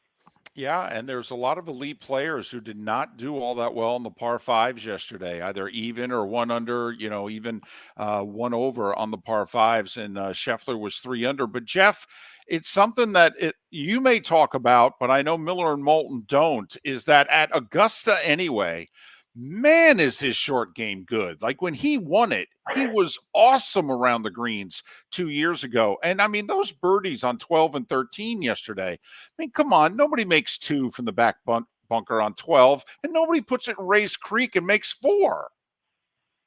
Yeah, I mean, look, right, the bunker shot on 12, a little bit of luck has to be involved in a shot like that. That's not exactly a putt, but you're right. On 13, to just walk up where it looked like that ball might have been lost and to just walk up, hit it close, make the putt. It's just that, his game, he does so much, so good. And I was thinking about it coming into this Masters 2 years ago, right? He won in 2022. He had just gotten to world number 1. There was a lot of, well, is he really a deserving world number 1? Then last year, he gets there after having, a dominant win at the Players' Championship. And again, here comes Scotty Scheffler, red hot. And then this third string, in this string of 3 years, he comes in even hotter. Somehow he gets hotter and hotter every year and shows up here in 2024. And it's not just all of that. It's the putting that he has figured out as well. He's got the new mallet putter, the TaylorMade Spider putter. And it's just the entire game has come together in a way that, golf can be so fickle. And you're always going to have your bad days, but it just feels like Scotty Scheffler is in a mode these last 2 months or so where there are no bad days. There was maybe one bad putt at the Texas Children's Houston Open, a couple weeks ago that kept him out of a playoff that made him finish T2 and probably made him even hungrier coming into this Masters. Rory McIlroy has not played well in round 1 at Augusta for a while. He did shoot 1 under yesterday. Is that a positive he can build on? Or do you look at Rory as, hey, he's 5 back of Scheffler and, that's too much already? It was tough watching Rory on that back nine yesterday, playing alongside Scotty Scheffler. And like I said, when they were through 11 holes and they were pretty similar in how they were playing, it didn't look like Rory was being overshadowed, but it just looked like Rory was being overmatched. I went from feeling like playing with Scotty is great for Rory to see, the competition right next to him, to see who will probably be the leader on the weekend right here to, oh man, I think Scotty's getting in his head on the back. Rory, Rory is always in his head. He's put this tournament in his head for so long. He focused so much this year on playing a lot more golf before the Masters. I think it's too early to tell what Rory's week will be like, but the unfortunate problem are the signs are not there. Other than some signs of life, finishing 3rd last week, it just hasn't been the consistent week that we've become accustomed to, a consistent year that we've become accustomed to for Rory McIlroy. Jeff Eisenbrand, you see and hear him PJ Tour Live. He's host of the EIS on Golf podcast. Follow Jeff on X at Jeff Eisenbrand. That's Jeff Eisen as in Rich Brand, Brand. All right, Homa, he's still got more work to do, but 4 under through 13. He has not historically played well here. And for a top 10 golfer in the world the last couple of years, Jeff, Max Homa has a horrible record in the majors. I feel like this would be important for him just to, be in it, if you know what I mean. Be where he is now on Sunday, I think would be a big stepping stone for Max. Yeah, for those who, obviously Max has been coming on over the last couple of years, has gotten himself into consistently being a top 10 player in the world, but his only top 10 at a major championship came in his last start at the Open Championship last year in 2023. I felt like this was, it was great to see Max yesterday. People might remember a couple of years ago at St. Andrews, 2022, Max and Matt Fitzpatrick played with Tiger in the first 2 rounds of that Open Championship, and Max and Tiger both did not play well. So this was sort of a second chance opportunity for Max to play in front of his idol at a major championship, gets to do it at the Masters, balled out yesterday, 4 under to this point through 13 holes, made a great birdie putt on the last hole that they played, through 13 holes. On 13, made a great birdie putt. And it just feels like perhaps he's getting his game together. A lot of people have been critical of Max this year, that he hasn't had the high finishes he's had in the past, but 5 top 25s this year and 8 starts. He did have the T8 at the Arnold Palmer Invitational out there at Bay Hill. So he's played some decent golf this year. So I think Max may be sneaking up on more people than he should so far in this first round. Is Tiger playing well, or does Tiger just know this course so well that he was able to get up and down a bunch yesterday? He's 1 under. It's obviously in red numbers. That's a good thing. But I think he only hit 6 of 12 greens, or 7 of 13 greens when it was all said and done, but manages to get up and down from just about everywhere.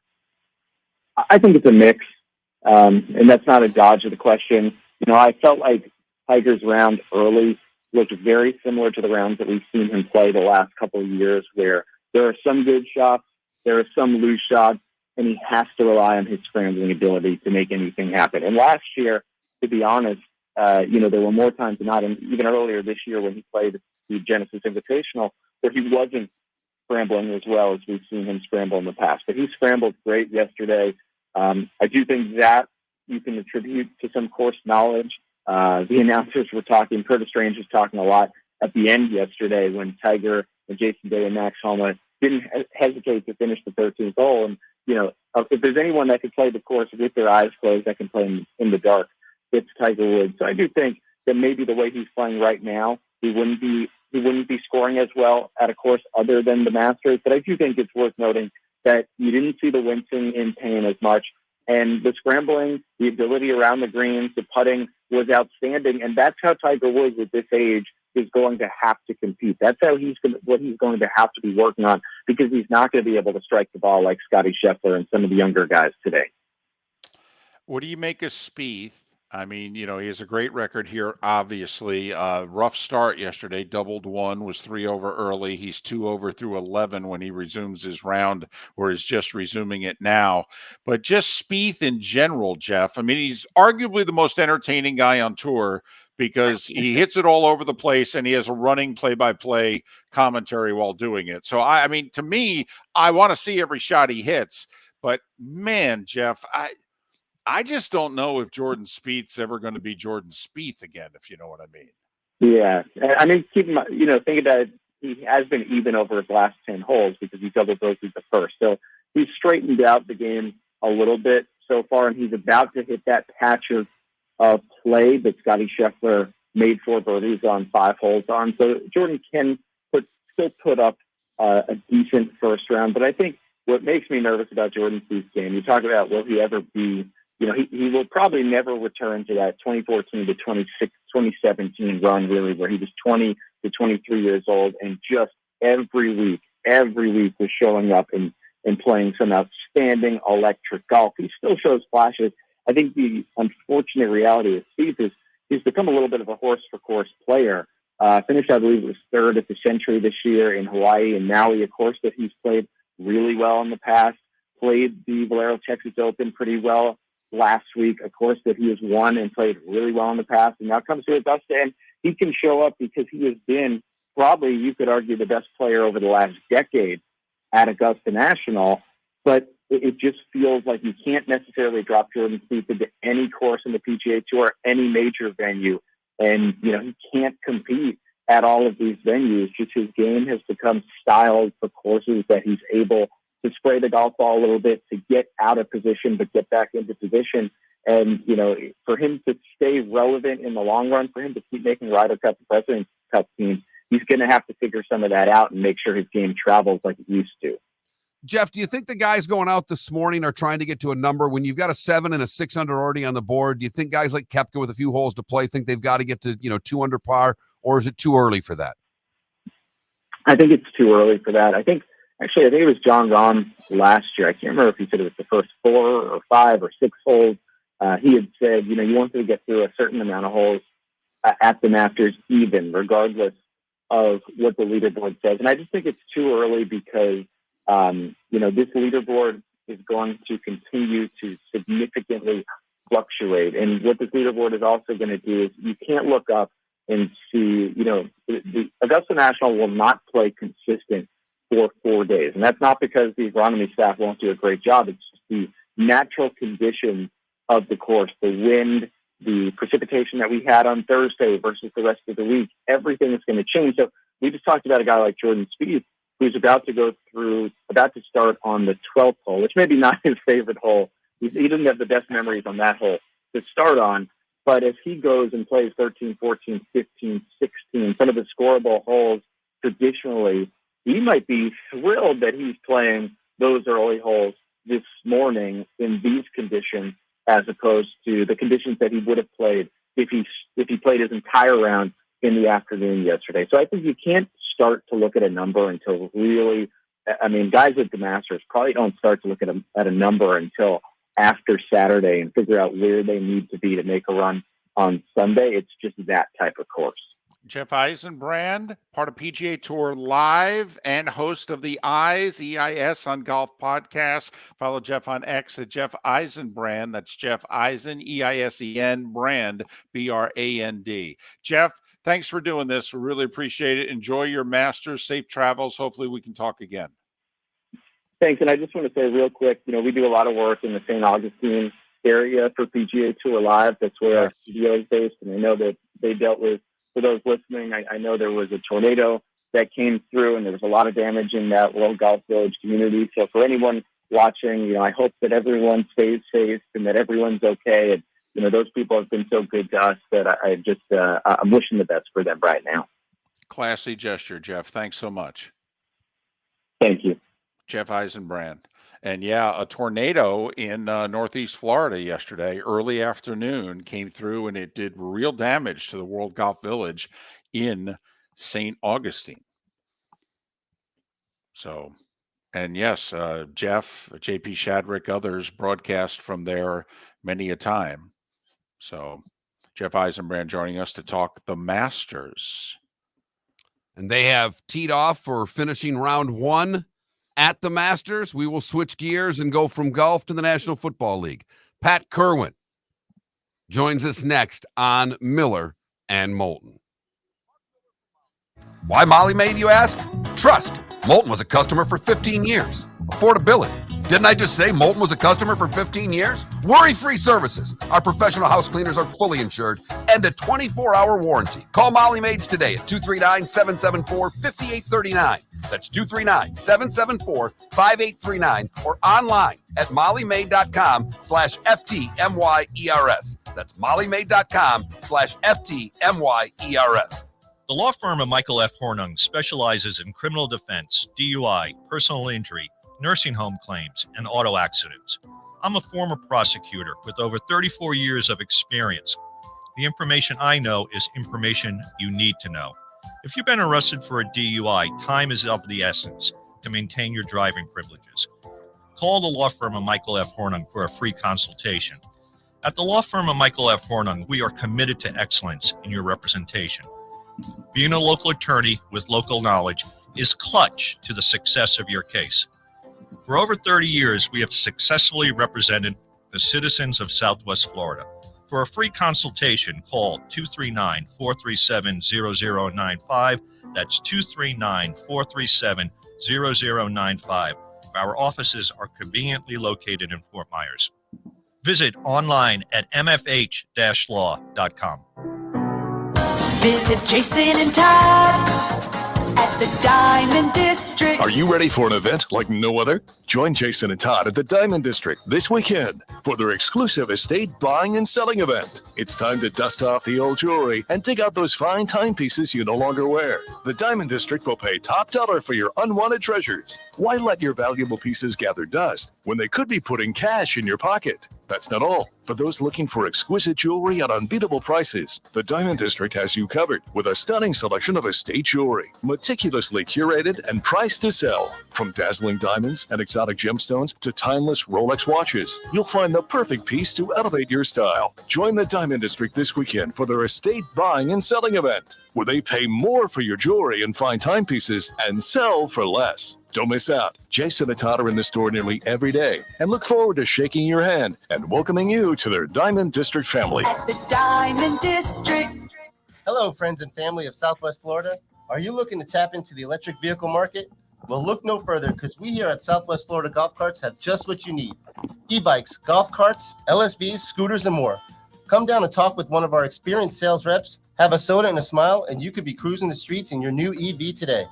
Stop by the store or visit our website at flgolfcarts.com and enter for a chance to win $100 off your next purchase by answering John's monthly sports question. You are listening to Miller and Moulton on the Florida Sports Network. Good morning, men. Morning, Pat. How you doing, boys? Okay. Mark's doing double, triple duty today. How's that? Trent had to fly up for some tests. Oh. All right. Oh, that's why there's double pictures of you. Yeah, the one camera I've got, the long one away, whatever, where you can see all the stuff behind me, has to be on for me to be able to hear you and David. Got it. And I keep one in the studio so I can actually see see David. There you go. Well, hey, are the Everblades going to make the playoffs? yeah, they got to win, but they played great the other night. That kid is not a kid. That guy Usung they got, he played for the Islanders. I think he was a first-round draft pick of the Islanders. Josh Usung. Okay. He's older. He's 28, but he left hockey. I started reading about him. He left hockey to start a career as a rapper. Yeah, and he was producing records and everything else. He's a very interesting guy, but he's kind of what they needed, Mark, from when John retired and they didn't have a puck handler that could set guys up. He's a total assist guy. I think in his first 6 games, you know hockey better than me, you guys. In his first 6 games, he had 1 goal and 8 assists. And now they're playing him on long shifts. They did the other night. They'll play him a lot. He's just different than the other guys.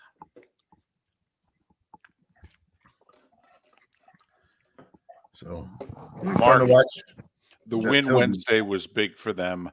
I think they're in a spot now where they've got 2 games with South Carolina. If they win one of them, I think they're in. Okay. So tonight's a big deal. It's 3 teams for 2 spots. Yep. But their win Wednesday was like the game in hand that they had. Gotcha. And that was a big 2 points. Yeah, and I do think I think Orlando is the other team they're the third of the 3. They have to win out totally. I mean, they don't have any wiggle room. But it was mobbed, as has been every game lately. Totally. Oh yeah, this time of year they're. Yep. It's fun to see. But that's impressive on a Wednesday night to be mobbed. That really is. It sure is. It's been like that the last month or so. And I thought traditionally, I go to a lot of games. April 1st, even when they're playing well, it kind of fizzles because all the renters are gone. Right. But it's not. It's all the locals are there. For what it's worth, David, Homa blew it over 14's green, and Tiger laid the sod over it on 14. He's short. Nice. Yeah, he fatted one. All right, I'm switching this over. Stay on top of that golf. As soon as I get off the air with you guys, I'm going to watch for a while.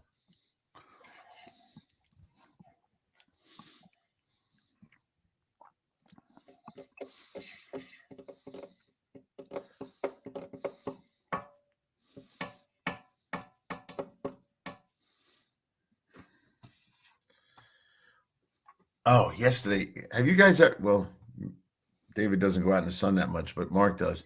Have you ever had that blue light stuff? I had to have that yesterday. Holy mackerel. No. The dermatologist. So they don't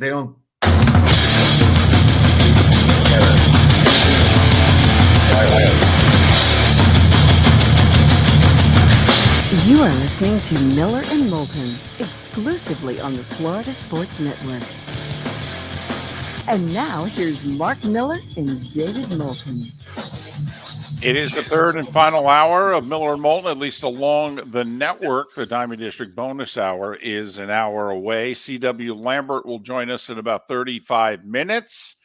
He breaking the story that ESPN negotiating with Florida State, Clemson, and the ACC and the SEC to try to move Florida State and Clemson into the SEC and work it out financially. And let's end this. And C.W. Lambert will join us coming up in 35 minutes. It leads to our poll question, which is, if you're Florida State, what conference do you want to be in, Big Ten or SEC?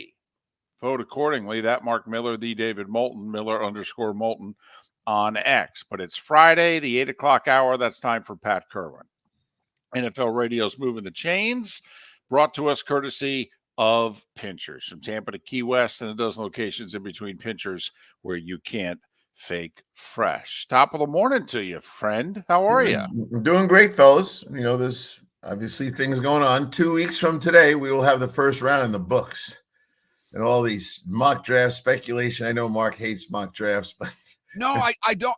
I've actually gotten to where I tolerate them. I just think when you get past pick around 10 in a mock draft, it is a guessing game, and no one gets them right. I like the exercise that you do, but I think David was smart in saying you've got to trust who doing the mock draft. How much intel do they have, or are they just picking names out of a hat, basically? Right. So I don't have a problem with mock drafts, but it's just after about pick 10, what are we really? We're really just guessing. Yeah, and the average fan, and I deal with a lot of them, as do you guys, they only think about draft for need. They will not let themselves think about draft for the future. It's always about what do we need right now. So when you start taking a future guy, which I like doing in certain cases, they object to the pick. Like, never take a quarterback who can't start right away. Like, that's a wasted pick. So it's fun to see how they think, and they do think the draft is for need. It's not. It's got to be for everything.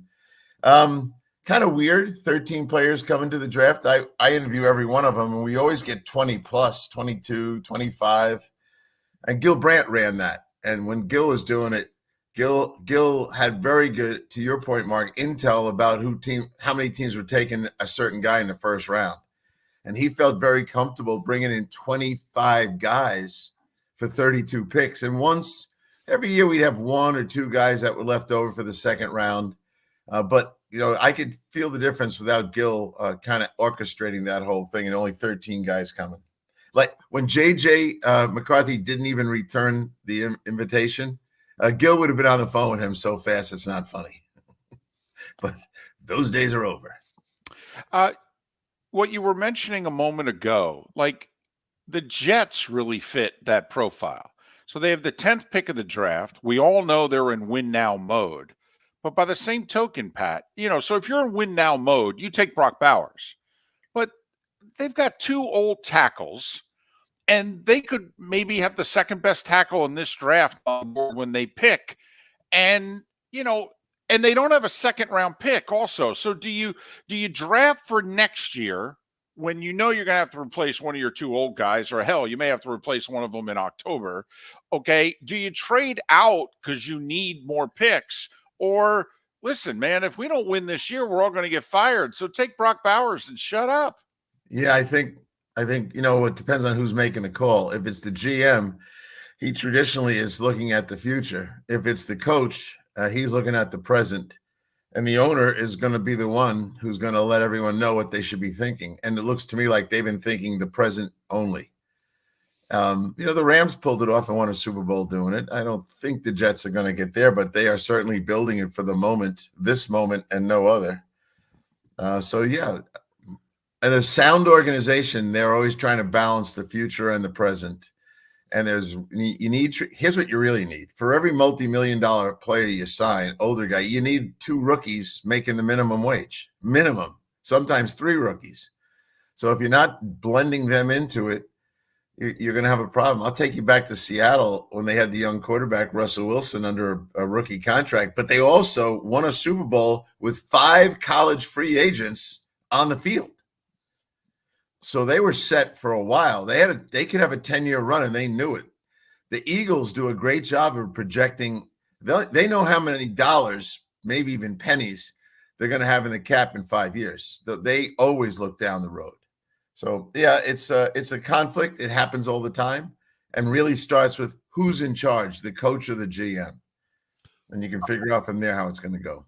All right. Well, this is one of the things where you need intel, because the mock drafts have Minnesota or Denver or somebody going up to 4 with Arizona. If I'm Arizona, why do I want to trade out? I've got all of these picks. The odds are I can get maybe the best player in the draft and Marvin Harrison Jr. at 4. So why would I want to trade out? I wouldn't. I'm with you. The only thing that would entice me to trade out was a ridiculous compensation package, which I think these guys would, hopefully you get Minnesota to think straight about it. Rick Spielman, we talked about it on Tuesday. He thinks Minnesota is totally prepared to completely overpay. But I wouldn't do it. I would take the best player. And all those picks I have, I won't even need all those picks. I can use them to move up and around when I need to in other rounds, and I can parlay some of them to next year's picks. So I wouldn't do it. Again, I said on Tuesday on this show, I'm starting to think about you should be talking seriously to Tennessee and maybe even the Giants if they're not taking a quarterback. But those to me might be spots.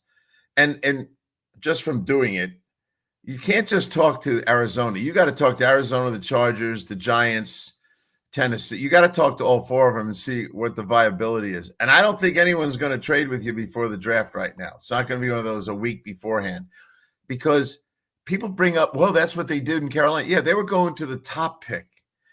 When you're going to the top pick like Carolina wanted to, you can do that. But you can't do it now for the pick 4, pick 5, pick 6. You have no idea who's going to be on the board. Unless you would say things like Minnesota, we like a lot of quarterbacks. Really? Your GM's never been with anyone but Cousins. How does he know about a lot of quarterbacks? Tennessee at 7 in line to get potentially the best offensive tackle in this draft, and they desperately need a left tackle. So it's a risk. Like, to me, Pat, Tennessee might be willing to move down to 11 or 12 if the Chargers don't take Joe Alt. If the Chargers take a wide receiver, then Tennessee, I think, says, well, we could move down 4 or 5 spots and still get one of the top 3 tackles. But if Alt goes at 5, if I'm Tennessee, I'm like, yeah, sorry, guys, I got to take a tackle here. Well, I'm not so sure everyone thinks Alt's the top tackle, for starters. Okay. I've interviewed all these guys, and I could see how some of these guys, I know for a fact Olu is liked by a number of teams. That's the first thing. The second thing is, if you're trading your spot, you love this stuff, David. If you're trading your spot to Minnesota, you know they're taking a quarterback, right? True. Yes. So even if Alt's gone, the next spot is going to go to a quarterback. And then somewhere along the line, Bowers and Dallas Turner are going to figure into this. I think the tackle population is good enough. If they gave you a lot to go down and you want to tackle in this year's draft and you're not going down that far, 7 to 11, you're still going to get a great tackle. I think there's a difference between the 3rd and the 4th tackle. Like, to me, Fashanu, Alt, and Fuaga. Okay, so that's why, to me, if the Chargers go tackle at 5, I'm a little nervous if I'm Tennessee. I'm like, man, I just don't want to be drafting Mims or Latham or Guyton or so. I just don't want to go to the 4th tackle. Well, I would put Latham with the big names, not the second wave of names, personally. But that's why the trade is going to happen on draft day. You're not going to make that trade before you know what happens right above you. I'll say this, Pat. You know what needs looking into? You know who's been a lot of busts? Alabama tackles. We got a 12-year run here where most every Alabama tackle, not centers, not guards, but a lot of Alabama tackles who have really underperformed in the NFL based on where they've been drafted. I mean, seriously, you can go all the way back to Andre Smith, which is, like Nick's first or second team. I mean, it's a 15-year run of Alabama tackles that have largely not lived up to their draft status.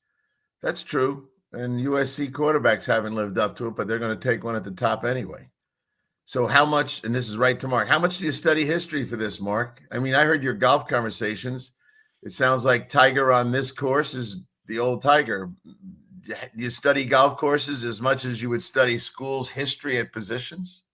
I think you have to. I mean, Alabama to me is the one that's the scariest because we know they have all the talent, but not everybody's produced. And there's always been talk that these guys were worked too hard. Now that can all change now that Nick's gone, but I don't know how you don't take it into consideration. Yeah, I think if you're going to study schools as a phenomenon, then you do study medical history, you do study positions, and then you ask yourself, and this is interesting to me, like when you're the best team on the field, I don't know, 11 of the Saturdays, how do you really judge the quarterback?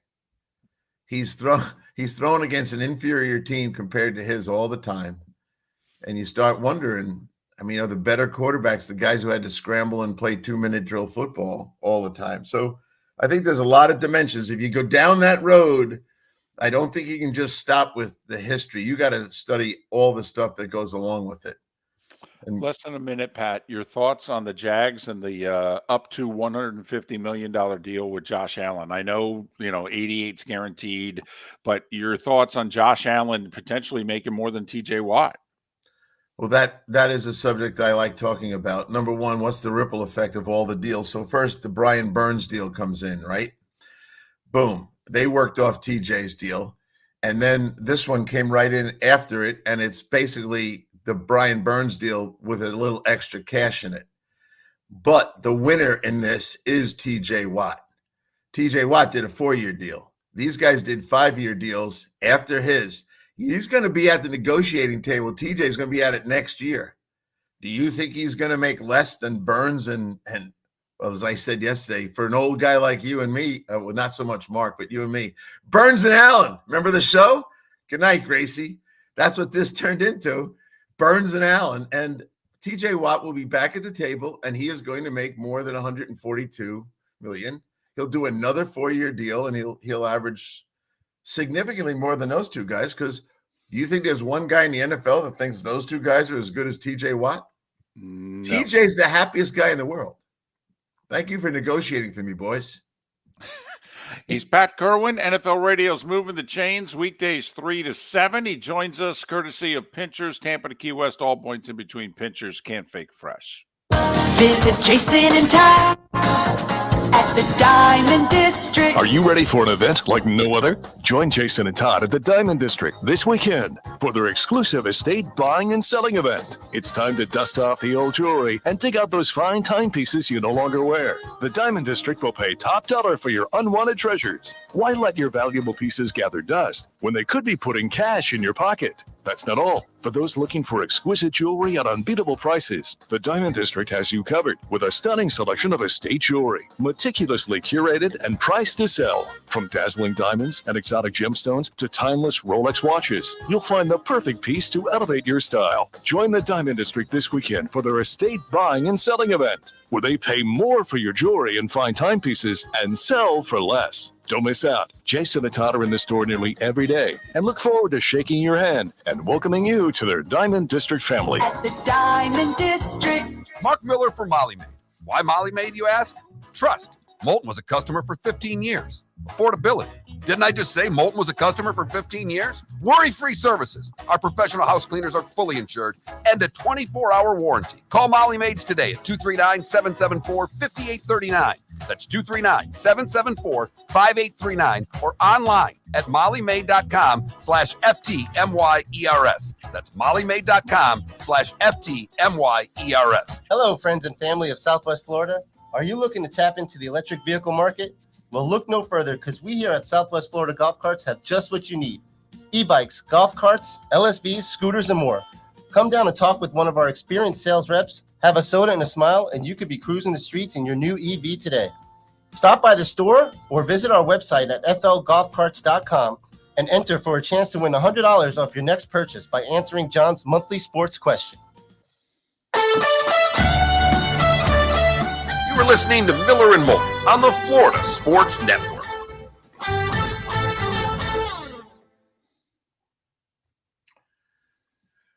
Ba-dum-ba-dum-bum.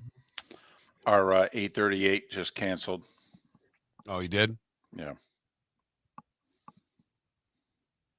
You can hold me over if you want to. I don't care. We're good, though, but thank you. Come on. You got to know when you're the relief pitcher.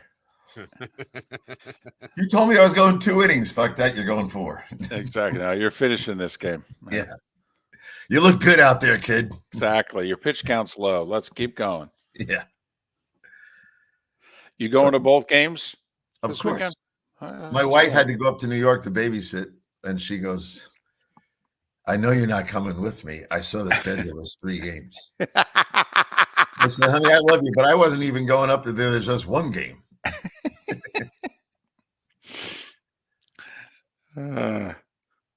No, it's Sick day essentially for Trent SEC. Trent had to fly back to Michigan for some tests.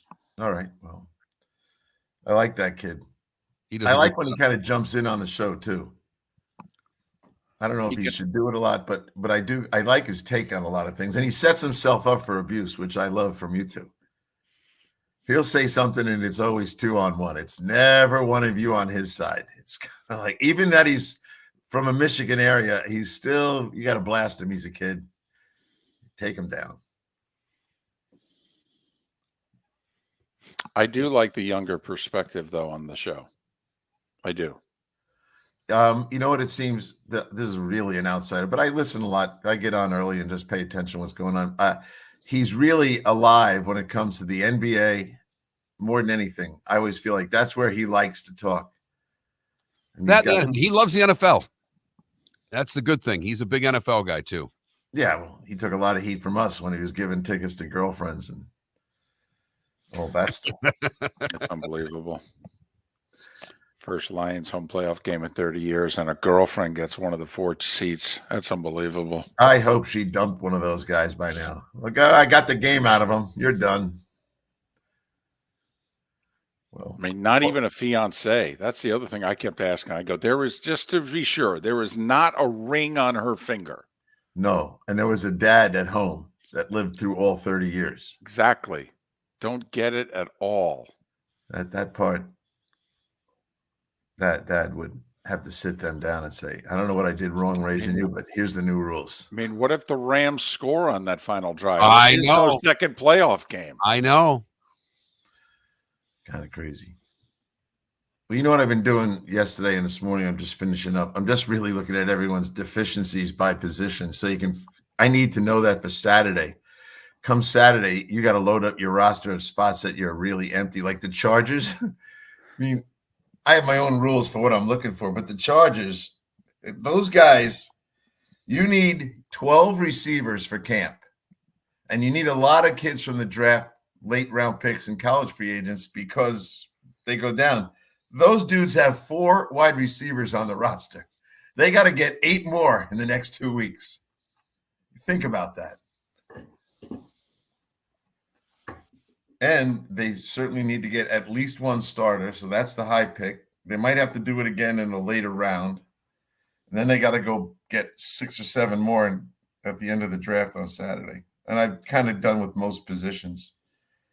I know what they need for camp, and I look around and go, you got to be kidding me. We got about 30 seconds or so, Pat. There's a question in our Twitch chat room. Do the Bengals have a position deficiency right now? Well, they're on the list for only 2 quarterbacks on the roster. So there's a problem. Do they have a deficiency? Yeah. I think that, when did they get in trouble? They got in trouble when DJ Reader went down. Are they good and stout inside? I don't think so. And when you just look at needs, which is the other way you got to look at these teams because everyone likes to draft for need. Where did I redo my need board? Cincinnati, nose tackle, right? What I said, cornerback, and tight end. Those are the three things they better come out of the draft with. Bengals have 10 picks, 2 3s, 2 6s, 2 7s. Yeah, I'd be using those threes to move up. So, yeah, I mean, everyone's sitting with needs, but where are your expectations? Where are you getting ready for a run?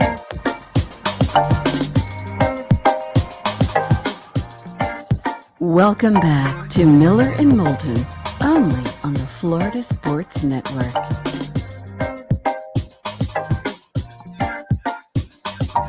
"21 minutes past the hour, remaining moments with Pat Kirwan. He of NFL Radio's Moving the Chains, weekdays 3 to 7 during the season. He does a Saturday show. Also, then he works Sundays with CBS's NFL Today show. By the way, congratulations on your Emmy nomination. Good luck. All right. Pat joining us courtesy of Pinchers. Hey. Tampa to Key West, all I'm points. getting ready for the draft. I know nothing about Emmy nominations. Well, the NFL Today was nominated for an Emmy. So did we break news to you? Did David break news to you this morning, Pat? Were you even aware that show was nominated for an Emmy? I totally had no idea. Well, we know it's very important to you. All right. There's no question. Hey, listen, you talked about this on your show yesterday. And if we could get you to tell these two stories again, that you were at O.J. Simpson's arguably the height of his career, his greatest accomplishment. Yeah. And then also you told a story yesterday that I don't know if you told Mark, but all the years I've known you, I've never heard you tell this story before. You golfed with OJ like 2 days before the murders? Yes. So first I was dating my wife at the time, and of course he was going for the 2,000 yards. They were playing the Jets at Shea Stadium in a snowstorm, and I had tickets to go. My tickets were at the very top of the stadium, and she's not one to think. Now she likes football now, but back then I think she just came as a courtesy. She just could not understand how we could be up at the top of Shea Stadium in sleeping bags, watching, and you almost couldn't see the field with the snow, watching a guy go for 2,000 yards behind the electric company. So that part of it, she realized that she was getting involved with a guy that was completely addicted to a sport she knew nothing about. So that was that. And it was fun to watch him do it. Whenever I get a chance to talk with Lambert, any of those linemen up front, it's great to talk about that game. The other story was more interesting, and of course it was just a story until what happened. But Friday, before the whole situation on Sunday night, I was in a golf tournament. Greg Robinson, God rest his soul, and I were playing against James Harris, Shaq Harris, and OJ at Wingfoot.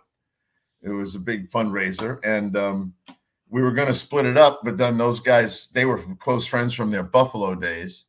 They decided we'll play you two guys. And after I saw OJ swing, I realized, let's play him. You know, he was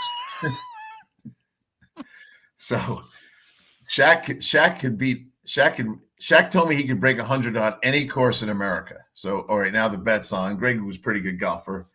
I figured you just handle James. I'll do my best against OJ. So we played him and we had a great time. And OJ bought me a painting. One of the famous artists was there, and he said, "Hey, you want one? I'll get you one." So, but we had a great time. And Shaq said to OJ, "Why don't you stick around? We can get on Shinnecock tomorrow." And I kept telling James, I said, "You've never broken 100. You never played Shinnecock. I'll bet you can't break 100 there." Of course, OJ said, "This was the moment." He goes, "I can't, fellas. I got to go home. I got stuff to do." That's all I remember him saying. And 2 days later, I had so much fun with them because OJ was telling me how he helped James with his contract. James was brought into the GM's office to talk about his contract. No agent at the time. He didn't want to go in without, and OJ said, "I can't go in with you." But OJ stood at the door where James could see him, and every time they'd make a dollar offered, OJ would put his thumb up or his thumb down. That was the world I had that Friday all day. You think 18 holes with those guys, lunch and a banquet after it. And I'll never forget. I got to go home. I got things to do. Just wanted you to retell that story all the years we've known you. I don't think you've ever shared that story with us. Well, I'm done. I'll probably never tell it again. I There's no reason understand. to. There's not, but I'm glad you shared it with us and with our audience. No doubt. Not really an easy way to transition from that, but Pat, I did want to get back into the draft because I am, everybody's talking, I mentioned Arizona. How sure are we that New England's taking a quarterback? I think they have to. And I think from the owners' meetings, what came out of there for me was that the owner, Bob Kraft, wants to get a quarterback and start over. Look, they already got rid of Mac Jones. He's already been there when Bill Belichick walked into his office and got rid of Jacoby Brissett in his first summer camp. We can get rid of this guy now. Let's do it. Okay, whatever you want, Bill. Now he's back, and now someone's going to say Bob knows his fan base is restless. And right now he can't sell success, which he's been doing for 2 decades. What he can sell is hope. And you tell me, is Jacoby Brissett the hope component? No. They'll take a quarterback. Is there a roster that's worse than theirs, though, right now? And they don't have a lot of draft capital. They have 1 extra pick. It's in the 6th round. Otherwise, they're drafting at the top of 7 rounds. I know they've spent some money in free agency this year, but I mean, Pat, I don't know if there's a worse roster in the league right now than that one. No, you're probably right about that. And, you can always use Arizona to keep an argument going. And I'm not a big Kyler Murray guy. So if you ask me, let's have a debate on radio, I said, I'll take Arizona. You can have New England. I'll try to beat you with them. But in the area of who's got the worst roster, no, we went over this yesterday. Name the number of teams that won after the legend left. You can go through them. How long did it take Miami? They're still trying. Now they think they're close with Tua, but since Marino, since Jim Kelly, since John Elway, they had to rent Peyton Manning. The only time they got to status in Denver was to rent Peyton Manning. But go through them all. You're the historian, David. How many teams transition? Now, Indianapolis was going to do it, and then Andrew Luck retired. Green Bay did it. But go tell me where the other ones are. No, Pat, there's really only 2 franchises. I mean, the Cowboys had an amazing run, after Staubach, Danny White kept them, a few years, then Aikman. But no, San Francisco, because they went from Montana to Young, and then obviously the Packers, because they went from Favre to Rodgers. Those are really the 2, and everybody else has had significant drop-offs, even the Steelers. I mean, after Bradshaw, they had some levels of success for 20 years, but they were above average really for 20 years until, they got Roethlisberger. Yeah, and after Ben, they're going to struggle again, maybe. But you bring up Steve Young. I was with Tampa Bay when he was there. And Tampa Bay, there wasn't anyone who thought he was going to be any good. They could not wait to get rid of him, and he did it for cash, basically. And so he's a great lesson of maybe one of these guys that's been cast to the wayside here is going to blossom somewhere else. And it's easy to say, I don't think so. But if you watch Steve Young, when I was watching him, you never thought he was going to be any good. He just didn't have the makeup for it. But that's when you could grab a Steve Young and he wasn't going anywhere. He didn't play until his 3rd year in San Francisco. When the Raiders grabbed Jim Plunkett, they grabbed him to be the 3rd string quarterback for a year. He literally ran the scout team for a year. Yep. So here's the modern day one, which none of us can use that historical information to make a decision we like. Do you think anyone's going to look at Zach Wilson this way? See that? See that laugh? That's a good one, Pat. Well, we've watched it.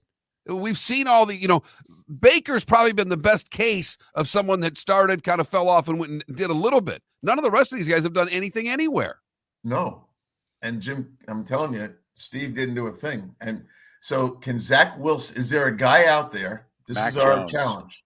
Of all the guys who've been shown the curve, that class of 2021 group, can we find one that's the next Steve Young? Well, it'll probably be either Fields or Mac Jones. I think Mac Jones can still play. for what it's worth. All right. Well, We'll see. Mark and I haven't picked one yet. No, But you're on record. I noticed. I've noted how quiet you guys are, and you're probably right. Once again, Pat Kirwan moving the chains today, 3 to 7, and he joined us once again, courtesy of Pinchers. Pat, all the best. Enjoy your weekend. We'll do it again next week. Miller and Moulton. Trail. Locally owned Naples Tiki Bar and Grill is an outdoor eatery next to the Hitching Post Shopping Center. Island-inspired food with a true tiki theme. The best place in Naples to enjoy the beautiful weather in Southwest Florida. The Naples Tiki Bar and Grill offers a great menu for dine-in or takeout. Enjoy our famous pulled pork, huge burgers, and tiki bar cocktails. Don't miss happy hour every day from 3 to 6 and live music 7 days a week. See you soon at the Naples Tiki Bar and Grill, 11498 Tamiami Trail East. The law firm of Michael F. Hornung specializes in criminal defense, DUI, personal injury, nursing home claims, and auto accidents. I'm a former prosecutor with over 34 years of experience. The information I know is information you need to know. If you've been arrested for a DUI, time is of the essence to maintain your driving privileges. Call the law firm of Michael F. Hornung for a free consultation. At the law firm of Michael F. Hornung, we are committed to excellence in your representation. Being a local attorney with local knowledge is clutch to the success of your case. For over 30 years, we have successfully represented the citizens of Southwest Florida. For a free consultation, call 239-437-0095. That's 239-437-0095. Our offices are conveniently located in Fort Myers. Visit online at mfh-law.com. Hello, friends and family of Southwest Florida. Are you looking to tap into the electric vehicle market? Well, look no further, because we here at Southwest Florida Golf Carts have just what you need. E-bikes, golf carts, LSVs, scooters, and more. Come down and talk with one of our experienced sales reps, have a soda and a smile, and you could be cruising the streets in your new EV today.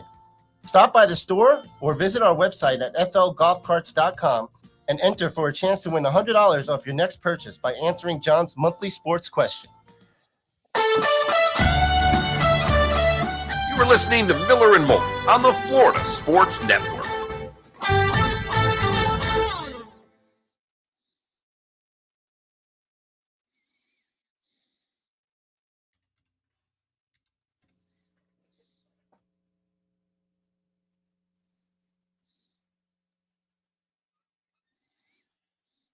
Is Tiger limping around the course? It didn't look like it to me, but I've not been able to watch him walk. I mean, he's hit good shots. He has hit terrible approaches. 2 bad wedges in a row. Flew it over the green from 70 yards and chunked it on 14. You know what the good perfect twosome is? Hatton and Spieth. Well, they're both pretty lively. I mean, Hatton just dumped it in the water on 15 and just screams at everybody, himself, the caddy. It is just fantastic.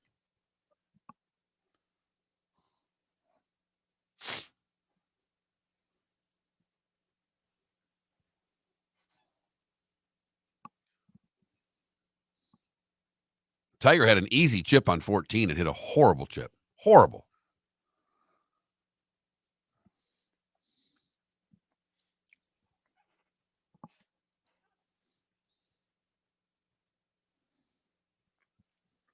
By the way, anybody seen any video of Tua? He's like had his big charity thing over in Hawaii this week. He's lost weight. You know, the whole talk about he put weight on last year to try to, physically handle the rigors of a season and what have you. And this year he said he was going to lose some weight to try to be a little more mobile. He's lost weight. I'm willing to bet 20 pounds.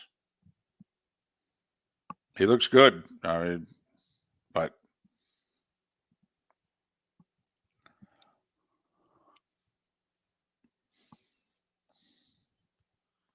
well, Tiger played the par 5s 1 under in round 1.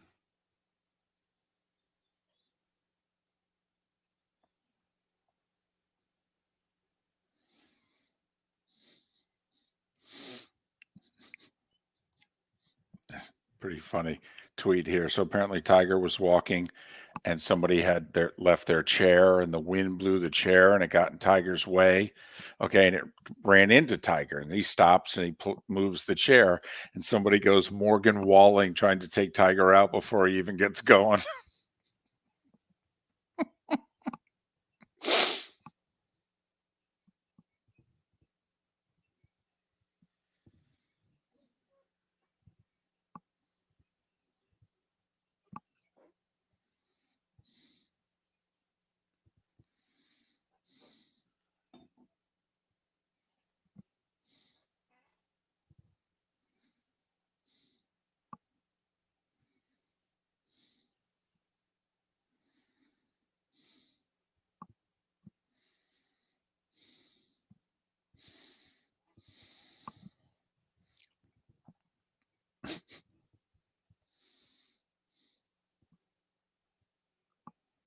Hoggard got it in at 5 under.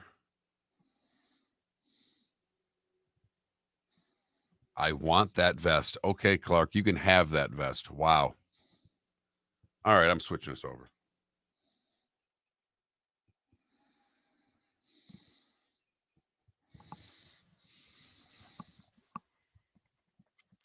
How about the pants he wore yesterday, Realtor? Or how about those baggy pants?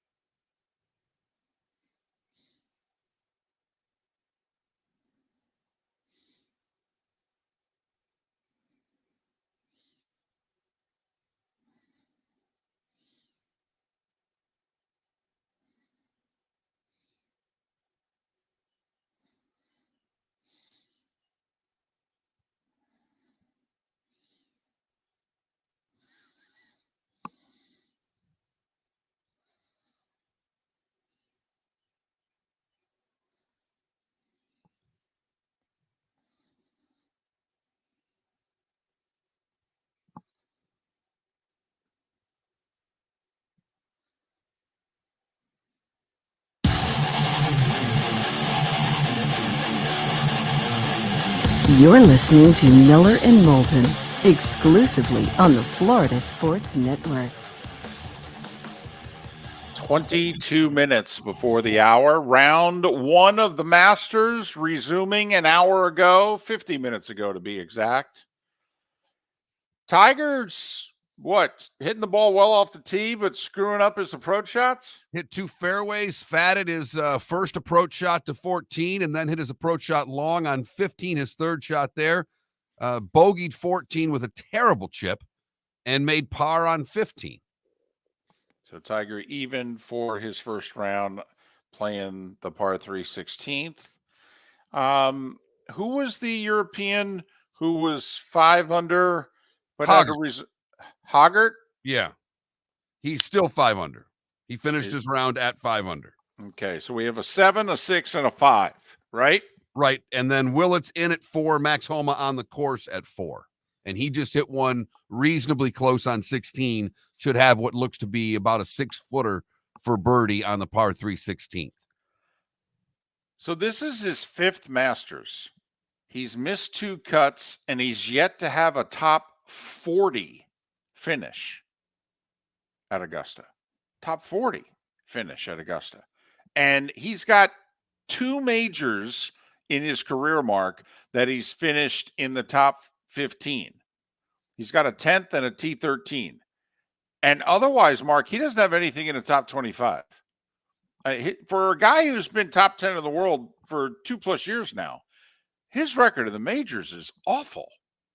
You're absolutely right, and it's why no one had any faith in Homa coming into this tournament, because past play at Augusta is what a lot of people look at, your past experiences and how you've done, particularly at this course, to come into the Masters. But Homa, so far, playing terrifically today and yesterday. And, first off, he's a fun guy. He's got a personality. He's somebody easy to root for. You'd love for Max. I mean, if Scotty Scheffler had Max Homa's personality, oh my goodness. Honestly, he'd have Phil's popularity, to be honest with you, if Scotty Scheffler had Max Homa's personality. But Homa, an interesting guy, great on the West Coast. He's an LA guy, terrible in once the Florida swing starts, and obviously he hasn't done squat at Augusta. But that makes it doesn't make complete sense, because usually if you play that with that pass palom that they play in California, a lot of those guys can play the Bermuda, and he, for whatever reason, so far he can't. Also, a bad record in the majors, yet was terrific in the Ryder. I mean, we only had like 2 guys show up in the Ryder. He was one of them. Might have been the best player on the team in the last Ryder Cup. So I hope he plays well. I mean, very rarely do you get into contention in your first Masters and win it. And he really has not been in contention in a major yet in his career. I'd love for Homa to have to play a meaningful Sunday. And you are right. He does a lot of stuff with Barstool. He is a very, he's someone that, like my son knows exactly who Max Homa is, and he doesn't follow golf. But if Homa's he follows the Masters, but if Homa's in contention, he would be more interested in the tournament. So you are right. He does appeal to a much more broad audience than a lot of the other players on tour do. So sunny, right? Windy conditions? Sunny and windy. And that's pretty much the forecast for the rest of the tournament, right? So I love it when it's windy. I do. Because that course, I mean, with the way they hit it now, and, but that course does need a little bit of the elements to help it still. It does. And then the course can take over from there. I just love watching the players where they aim shots. There's no course that they play where the pin is less relevant to where your approach shot has to be than Augusta National. Yep. Yeah, Jack has talked about it. He said, when I first started there, I just aimed for the middle of the green. He said, as I got older, I just played to certain sections of it. I just took the pin out of the equation on a lot of shots. I just hit it to certain sections of the green. This just in, his record there was pretty good. It was. I'm just saying. Listen, this is a story. It's not going to get a lot of ink because Major League Baseball is really not a national sport anymore. Mark, nothing is showing that more than, have you been paying attention in the last 10 days, the television news concerning Major League Baseball? We talked about it briefly last week. ESPN is dumping Major League Baseball. I think it's after this year.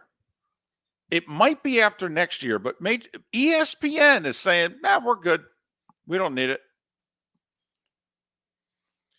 You're already seeing, and this is how ESPN works, but it's amazing to see them do it with baseball. I mean, the season started, you very rarely see a baseball highlight on a Sports Center. They transition away before they dump something, and they start loading up on what's next for them to push their basically agenda for the day. Baseball's not a part of anything they do. I mean, the Yankees got off to what, an 11-2 start, 10-2, something like that. I mean, because you sit in a studio and you stare at a TV, and you guys usually have the 4-letter network talking head shows on in the morning, right? Yeah, I usually put on Sports Center in the morning simply because if something breaks, I don't want to miss it. Right, and that in Sports Center in the first half of our show becomes Get Up.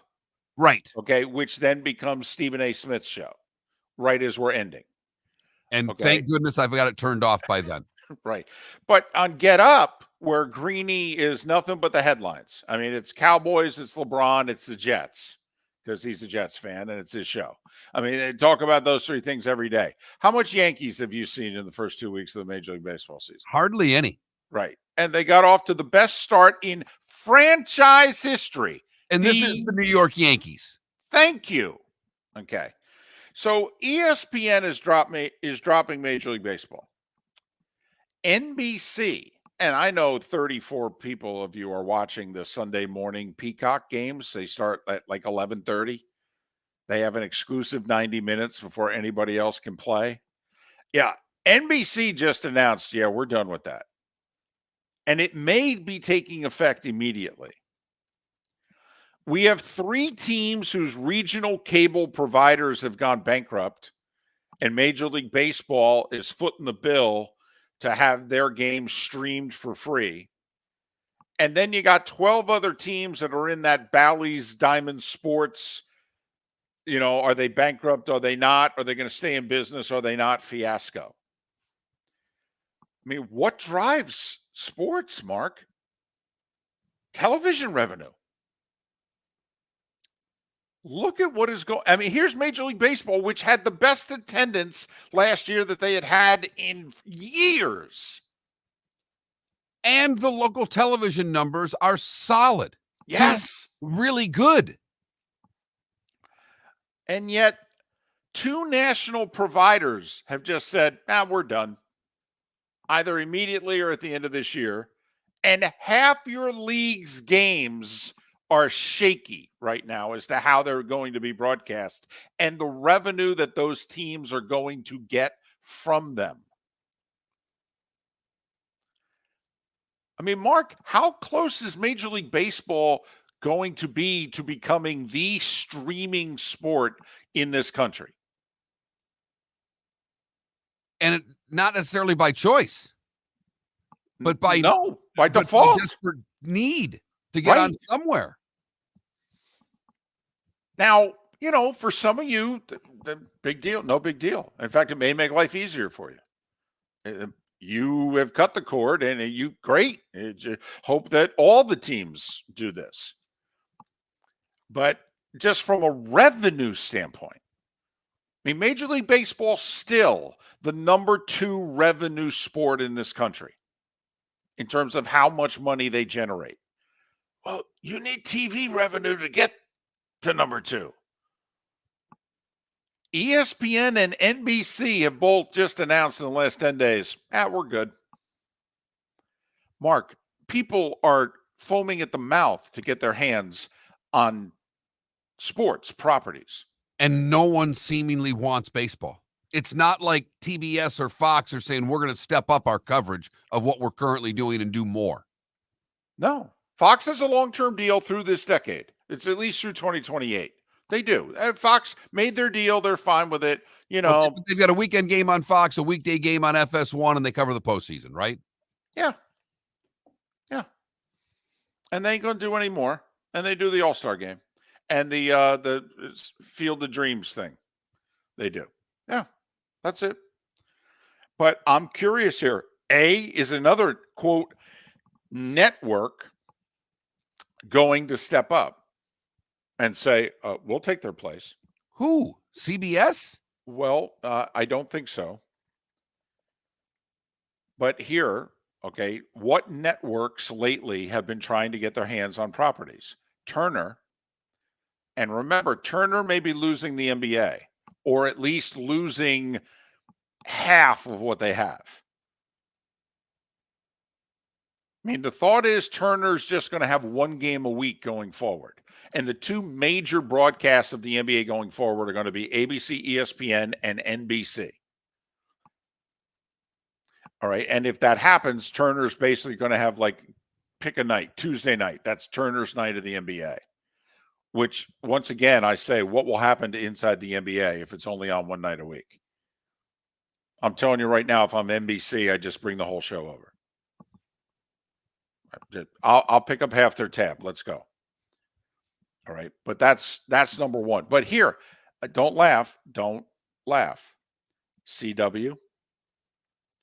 It's clear they're trying to get their hands on any sport property they can. They picked up Oregon State and Washington State. They picked up not NASCAR, but Xfinity, the next level down. They're picking up any ACC basketball and football. They're getting their hands on anything they can. Well, damn, Mark, this is Major League Baseball. I mean, no? No, I LIV, for goodness sakes, they air. I'd love to know if they're making any money on any sports properties they have, because it doesn't seem like they are. I agree. But I'm just curious here because I don't think it'll be CBS. CBS is about to get sold, and I don't think so. But maybe, who knows? CBS also usually doesn't do things that they lose money on. They don't do things just for the heck of it. Except for the NFL, because you can't be a network without the NFL. Well, and I wouldn't imagine CBS still does a lot of golf. They've got their college football. Where would baseball even fit in? To be brutally honest. No, I agree. So baseball's a regional sport now. Yeah. That's what college football used to be. And is baseball going to become the streaming sport? You know, we talk about, oh my goodness, the NFL game, the Eagles and the Packers on Peacock, and well, hell are we going to have Major League Baseball? Are we going to have half the baseball playoffs a year from now streamed? Fox will do what they do, and everything else is on, I don't know, Google, Amazon, Apple. What? Yeah, I don't think Netflix is getting in the baseball business. They don't seem to want to do live sports. Am I missing a network here? Have we missed No. some? ESPN's bailing, so that's ABC also. Right. NBC's bailing. By the way, they're both all in on the NBA. Partly why they're bailing. I think CBS is a no. Also, it really didn't work for them in the early, they tried to go to baseball when they lost football in the 90s. It really didn't work for them. And Fox has made their deal. Turner, CW, and streaming. I'm just throwing it out there. So we head to the weekend. As you all watch the Masters for the next 6 hours on streaming, right? That's what I'll be doing. And you got I'll the get Masters David app Corner on one TV and the 4, 5, and 6 on the other, and we'll go from there. Maybe a featured group, David, if things get really crazy. And apparently the Masters app is amazing, where you can watch every shot of every golfer that you want. Like you lamented how you couldn't see Phil yesterday. Well, apparently on the Masters app, you could have seen every shot he hit. Apparently, Mark, that's going to be Major League Baseball soon. That's absolutely nuts. It's crazy, isn't it? Because it still rates in markets. It's not like baseball ratings are bad in their individual markets. They're outstanding. Yeah. Winning their nights, in fact, on cable. Yeah. So that's all. I just wanted to throw that out there. Little update. Homa birdied 16. He's got it to 5 under as well. So 2 back of DeChambeau. There we go. With a couple to play in his round. Tiger is even par for his first round. He made a bogey on the 14th, as parred 15 and 16. Miller and Moulton, thanks so much for listening. Have a tremendous weekend. The bonus hour in the 239 is coming up next. For Molly Maid. Why Molly Maid, you ask? Trust. Moulton was a customer for 15 years. Affordability. Didn't I just say Moulton was a customer for 15 years? Worry-free services. Our professional house cleaners are fully insured and a 24-hour warranty. Call Molly Maids today at 239-774-5839. That's 239-774-5839 or online at mollymaid.com/FTMYERS. That's mollymaid.com/FTMYERS. Located on the East Trail, locally owned Naples Tiki Bar and Grill is an outdoor eatery next to the Hitching Post Shopping Center. Island-inspired food with a true tiki theme. The best place in Naples to enjoy the beautiful weather in Southwest Florida. The Naples Tiki Bar and Grill offers a great menu for dine-in or takeout. Enjoy our famous pulled pork, huge burgers, and tiki bar cocktails. Don't miss happy hour every day from 3 to 6 and live music 7 days a week. See you soon at the Naples Tiki Bar and Grill, 11498 Tamiami Trail East. The law firm of Michael F. Hornung specializes in criminal defense, DUI, personal injury, nursing home claims, and auto accidents. I'm a former prosecutor with over 34 years of experience. The information I know is information you need to know. If you've been arrested for a DUI, time is of the essence to maintain your driving privileges. Call the law firm of Michael F. Hornung for a free consultation. At the law firm of Michael F. Hornung, we are committed to excellence in your representation. Being a local attorney with local knowledge is clutch to the success of your case. For over 30 years, we have successfully represented the citizens of Southwest Florida. For a free consultation, call 239-437-0095. That's 239-437-0095. Our offices are conveniently located in Fort Myers. Visit online at mfh-law.com.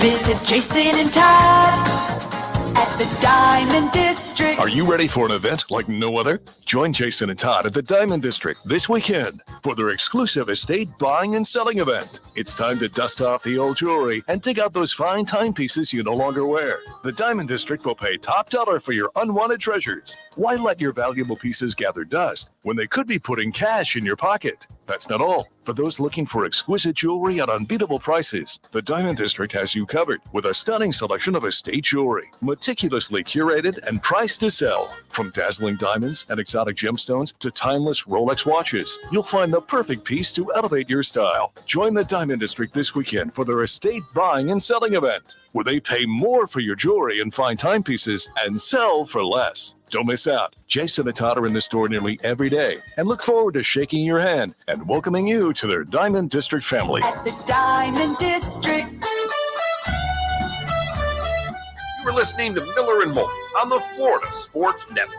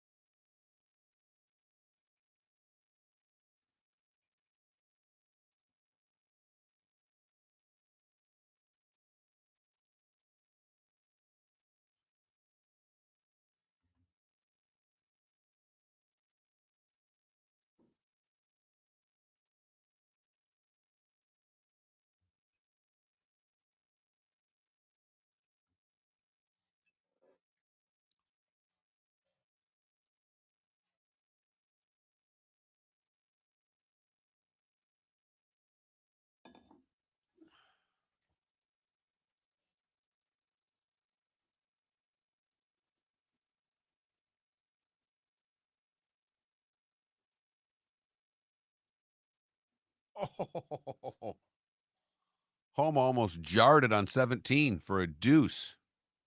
He's going to 6 under.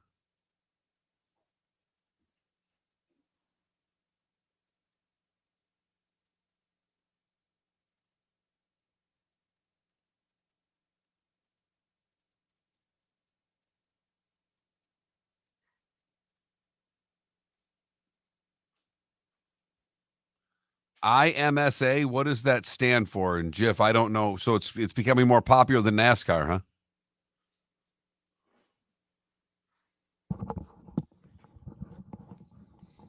Homa nearly jarred it on 17 for a deuce. So he's going to get the 6. Yeah.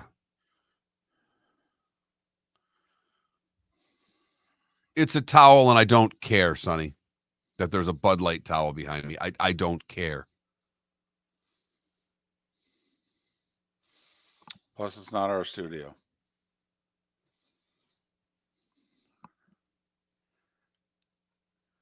You can't touch a thing. If I were to do anything, I'd take a deuce in a bag and leave it under the table somewhere where they couldn't find it.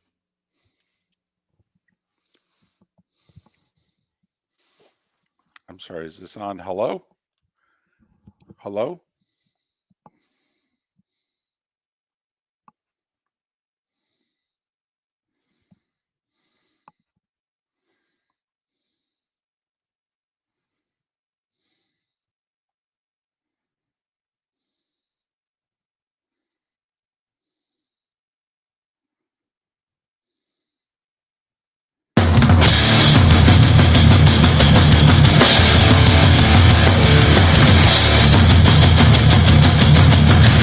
You are listening to Miller and Moulton, exclusively on the Florida Sports Network. And now, here's Mark Miller and David Moulton. It is the Diamond District bonus hour on this Friday. Hope you've had a good week. Thanks for spending part of it with us. Miller and Moulton, millerandmoulton.com, Miller_Moulton on X. Don't know how much we're going to get out of Mark this final hour. First off, he's been juggling 3 hats today. Co-host, executive producer, chief engineer. So he's tired, plus, getting the guests on and off the air. So, that's number one. Number two, the Masters is on. It's in full swing, and he's got it on.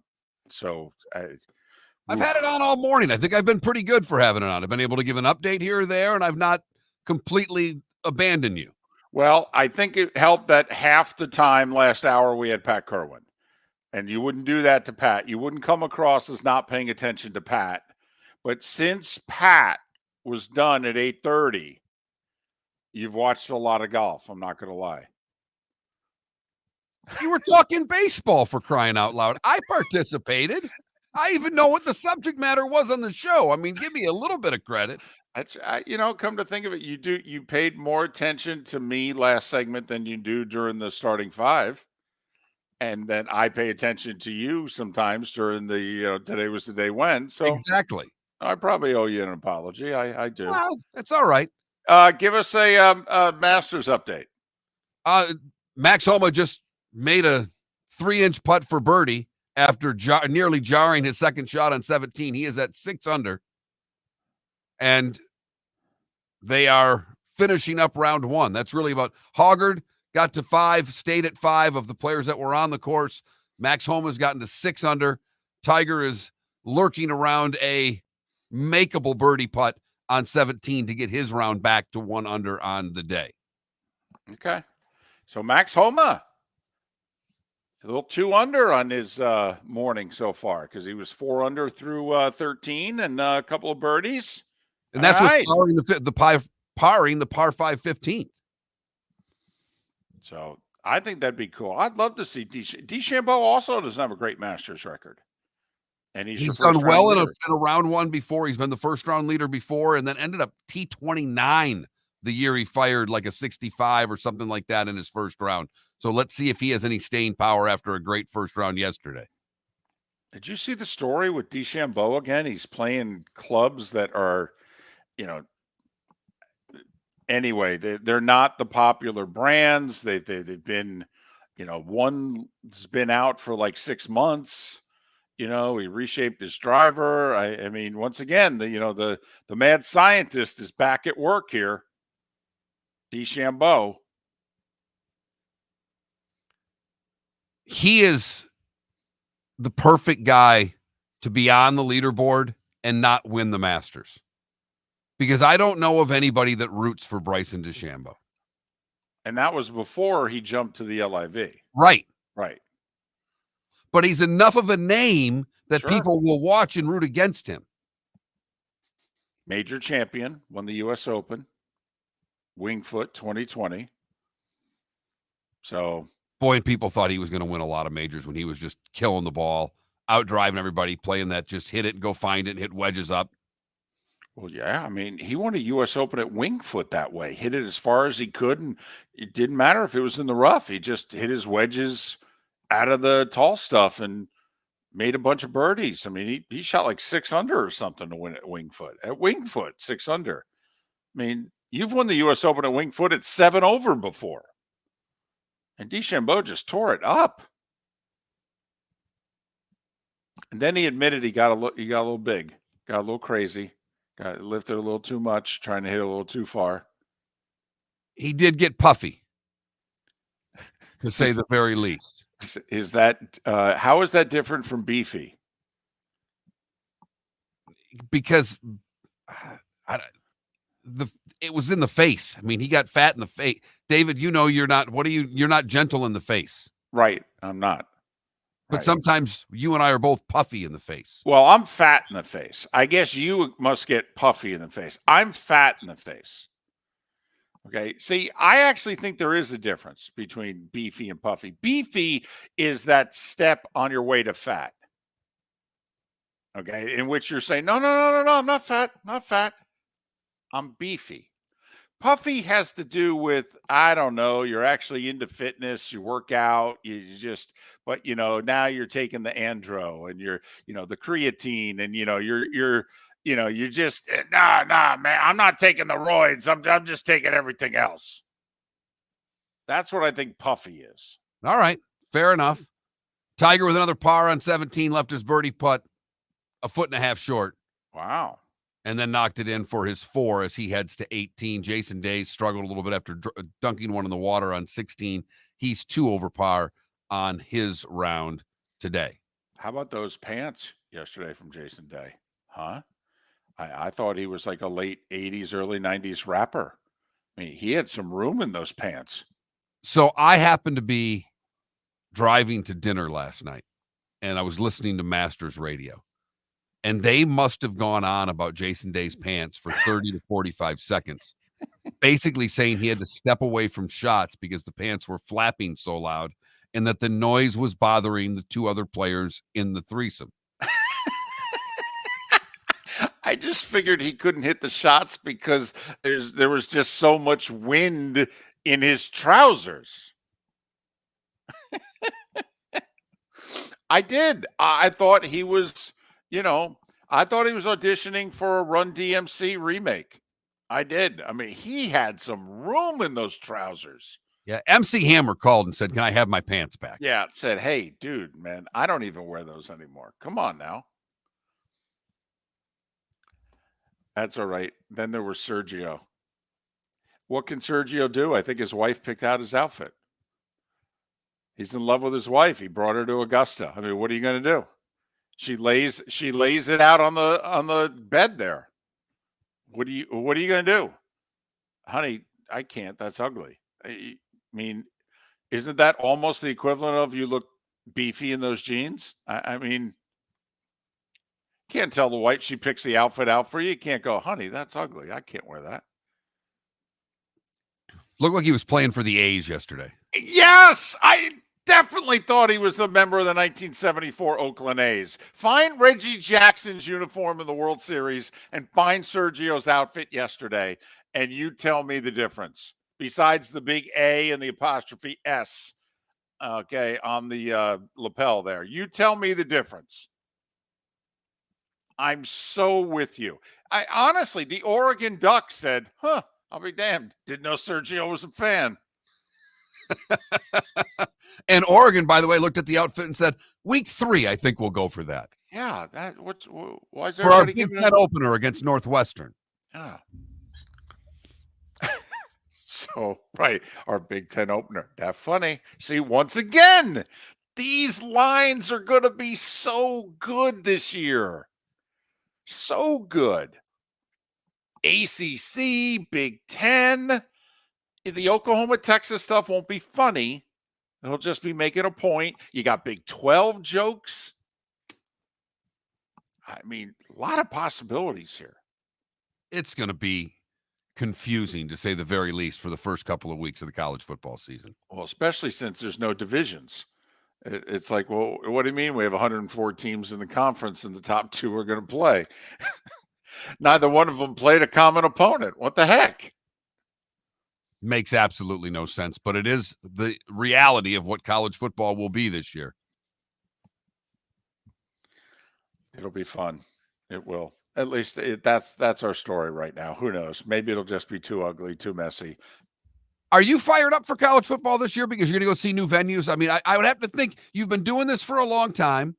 you were able to see the best conference. So there's part of me that would think you're a little bittersweet about not being at the best SEC game every week. But you and I like venues. You and I like to see different places. You're going to see a bunch of new stadiums on Saturday, probably get to Iowa, which would be a cool scene to see the wave to the hospital at the end of the first quarter.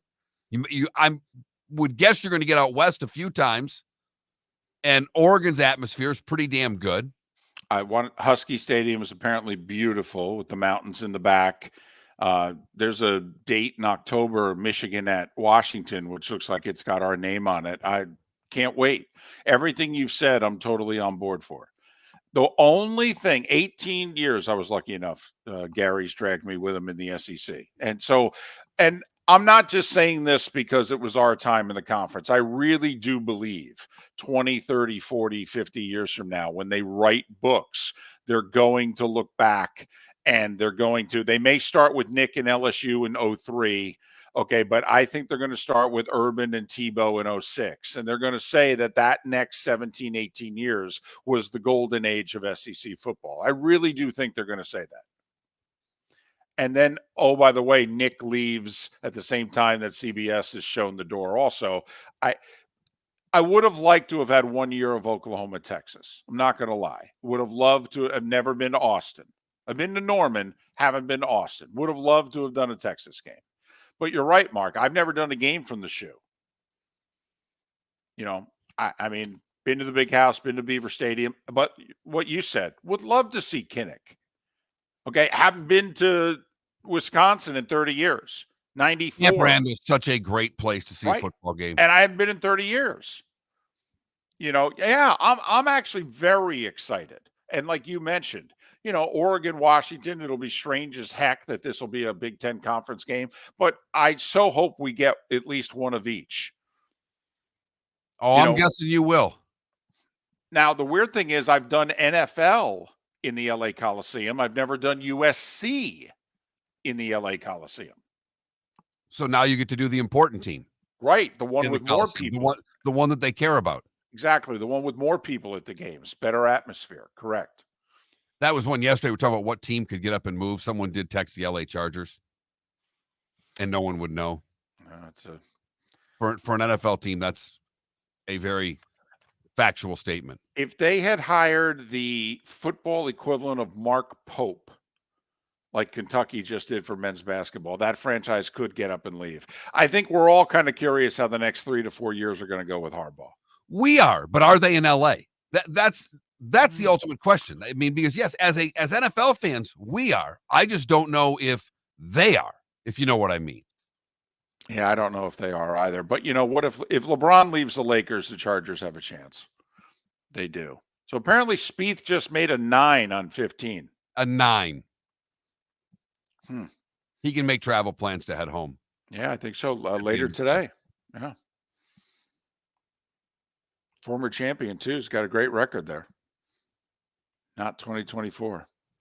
Good, bad, and ugly. What's on tap? Today was the day when. Some final thoughts. 25 minutes away. I'm Miller and Moulton.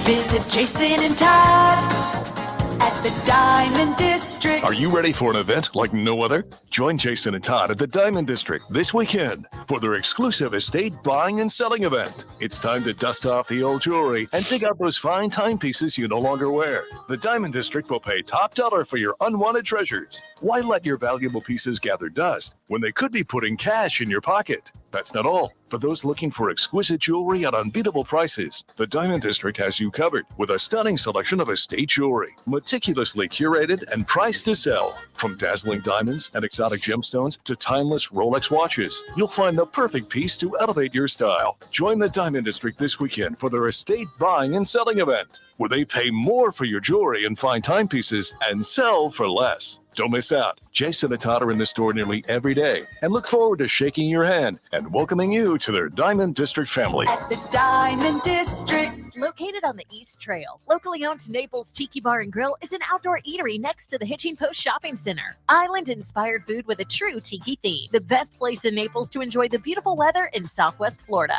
The Naples Tiki Bar and Grill offers a great menu for dine-in or takeout. Enjoy our famous pulled pork, huge burgers, and tiki bar cocktails. Don't miss happy hour every day from 3 to 6 and live music 7 days a week. See you soon at the Naples Tiki Bar and Grill, 11498 Tamiami Trail Mark East. Miller for Molly Maid. Why Molly Maid, you ask?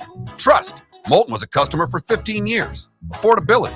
Didn't I just say Moulton was a customer for 15 years? Worry-free services. Our professional house cleaners are fully insured and a 24-hour warranty. Call Molly Maids today at 239-774-5839. That's 239-774-5839 or online at mollymaid.com/FTMYERS. That's mollymaid.com/FTMYERS. You were listening to Miller and Moulton on the Florida Sports Network.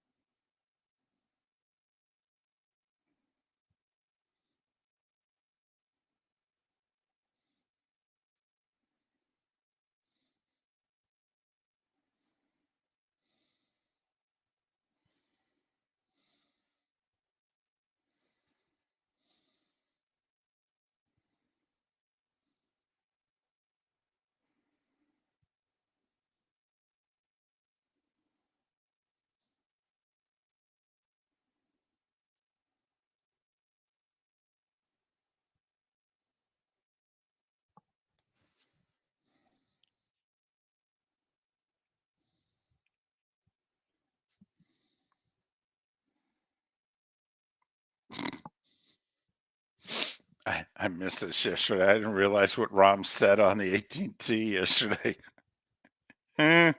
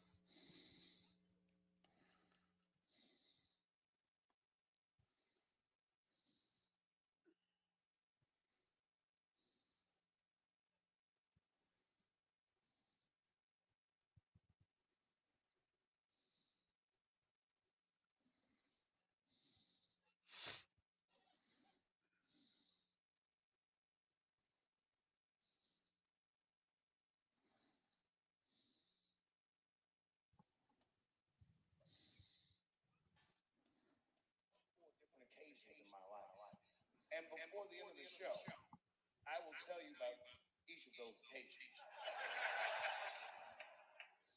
The first time I met O.J. Simpson, I was in Santa Monica. Yeah. I can't believe a black dude was like, Santa Monica?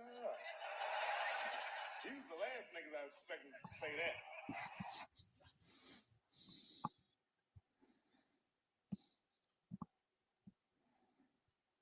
Let's see what Homer does in 18 here.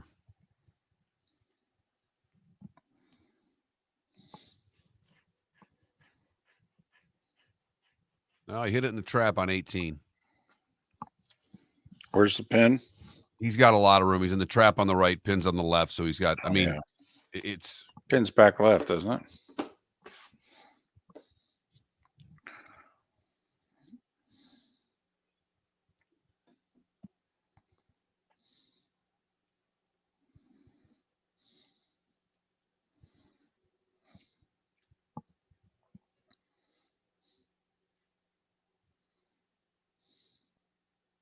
all right, Tiger. See what you can do here. Looks like to be an 8-iron in your hand.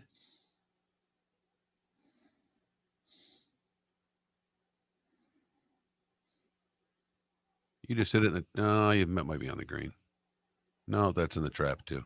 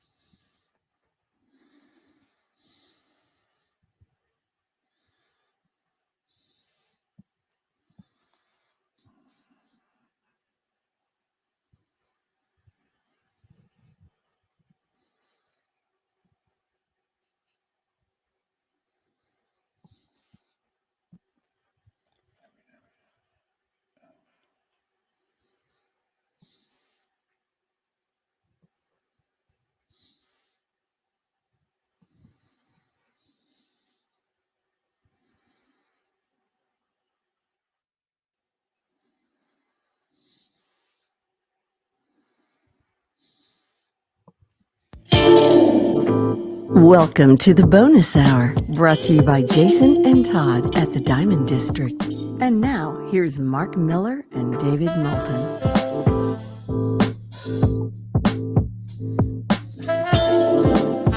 21 minutes past the hour. Good, bad, and ugly. What's on tap? Today was the day when. Some final thoughts. A pick or two, and maybe in honor of Trent, who's off today. He'll be back Monday. Should we sprinkle a bet? Boy, I got so many Masters bets out there. I don't know how much money I got left in the account. Well, I don't know. Did you place any money on Max Homa? Do we sprinkle Homa now? Wow. I don't know what to tell you. I'm just wondering. That's if you want to sprinkle a Masters bet. Do we sprinkle DeChambeau and Homa? It's tough picking against Scheffler. Yeah, I'm with you. I would love to see Max Homa hang around all week. But given his past playing at Augusta, I'll be fascinated to see what he can do just today. So Homa, if you're just joining us, 600 through 17. He's in a greenside bunker to the right of 18. Tiger, what, even through 17 as they wrap up their first round? Even through 17. All three players missed the green. Jason Day short of the bunker, both Homa and Tiger in the bunker on 18, trying to get up and down to finish their round today. See, that's the other reason why you wonder, is anybody else going to win this thing besides Scheffler? You know, Scheffler did his damage on the back nine yesterday, but he did it in the afternoon when it was pretty windy. You know, not a ton of guys were making birdies on the back nine yesterday. And Scheffler's like, yeah, no problem here. What do you want? 31, 32? I can do that. You know, even Rory after the round said, there's nobody as efficient as him right now. He said, there's no way anybody plays as many bogey-free rounds as Scheffler, is what he said. He goes, at the end of the day, I'm like, oh my goodness, that's 6 under. Huh. Made it look very easy. Didn't do anything particularly special. I mean, outside of the back-to-back birdies on 12 and 13 were ridiculous. Yeah, they were. I mean, you know, he's in the back bunker on 12. I mean, 3 is a good score. He makes 2. Come on. Then he knocks it in a Rays Creek on 13. I mean, heck, if he can just play this out and make 5, this will be good. Yeah, he knocks it tight and makes it. Come on. He hit it to like 12 inches, too. I mean, nearly hold it. Right. Even Scheffler could make that putt with his putting woes. Right. I mean, Scott Hoke would have made that putt back in the day. Too soon? No, it's only 35 years. Too soon? No? Either way, how do you live with that? I mean, because he didn't win a major. That was it. Any major. I mean, you've got to no more than 2 feet to win the Masters. And you missed the hole. He had 3.5 feet coming back. I mean, that's a tough one to live with. Talk about tough losses. How do you keep playing golf after missing a 2-footer to win the Masters?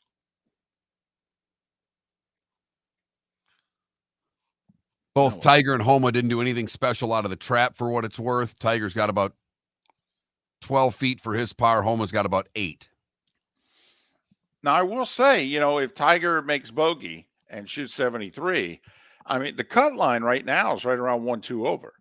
So, you know, in theory, Tiger has to go out later this morning and in the afternoon. And, you know, he can probably shoot a 73, but I don't think he can shoot worse than that. The irony is he's hit the ball off the tee really well and really struggled with his wedges. I mean, shorter irons. He had a short iron on 14, fatted it. Had a wedge in his hand on 15, hit it long. Just missed with probably an 8 iron on 18. That's what I would guess from 170 that he's hitting because it was uphill. He's hitting the ball a long way. I mean, yesterday, and I understand the wind, it could be at your back and all that, but I mean, we've both been there, and one is long. One plays long. He hit 3-wood 8-iron into 1 yesterday. Man. Tiger will be fine if he plays the par 5s decent. He was just 1 under on the par 5s today. And was punching out on one of the par 5s just to get, I think on 8, he had to punch out just to get a shot to the green. Scheffler yesterday birdied 3 of the 4 par 5s. Thank you very much. And oftentimes you look back, like Rahm last year, he won it at 12 under and he won by 4. 8 of the 12 under was par 5s.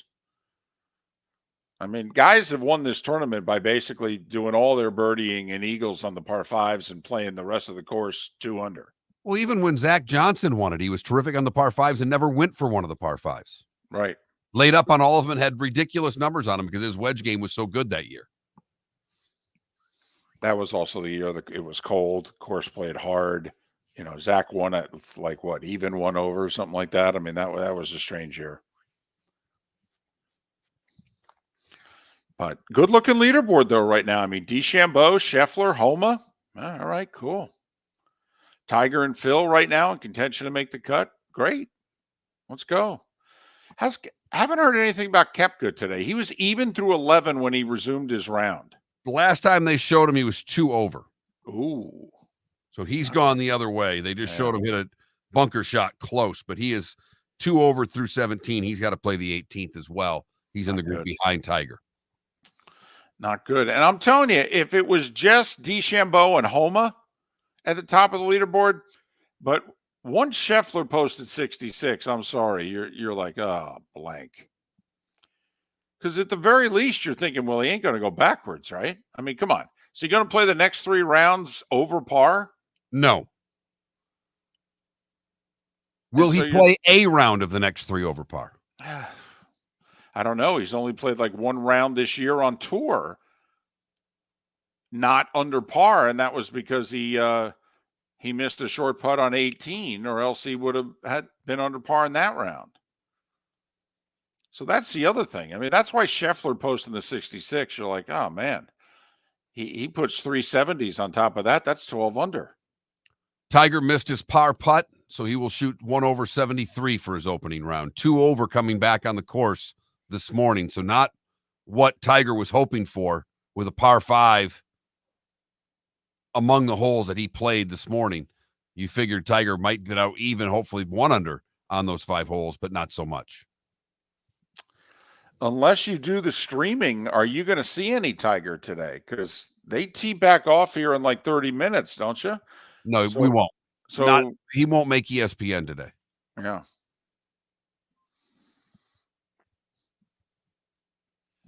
But the amateur is always a fun story. One of the amateurs, Neil Shipley, started out with a couple of birdies this morning. He's got it to 3 under on his second round. Ooh. Always fun to see an amateur in red numbers.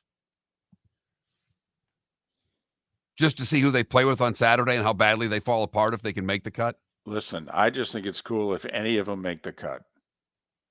I'm with you. Homa also missed his par putt. He just knocked in his bogey. So Max Homa, after a couple of birdies down the stretch, bogeying the 18th, 67, 5 under for Homa in the first round. All right. And apparently Fleetwood making a little bit of noise today, right? Playing, I think he was 2 under was where he was at. Okay. That's another guy. Rundown at Augusta. Still looking for his first win in the States. Fleetwood. Ryder Cup legend already. Shot 63 at a U.S. Open. Finished second by 1 on Sunday. Also that 63. At Shinnecock, of all places. But still looking for his first win in the States. And first major. He's a guy, by the way, who's been associated with that 3-letter tour, When they were in Vegas, he actually showed up and watched a day, and he said, "No, I'm just hanging with the guys. Got nothing to do." Oh, okay. All right.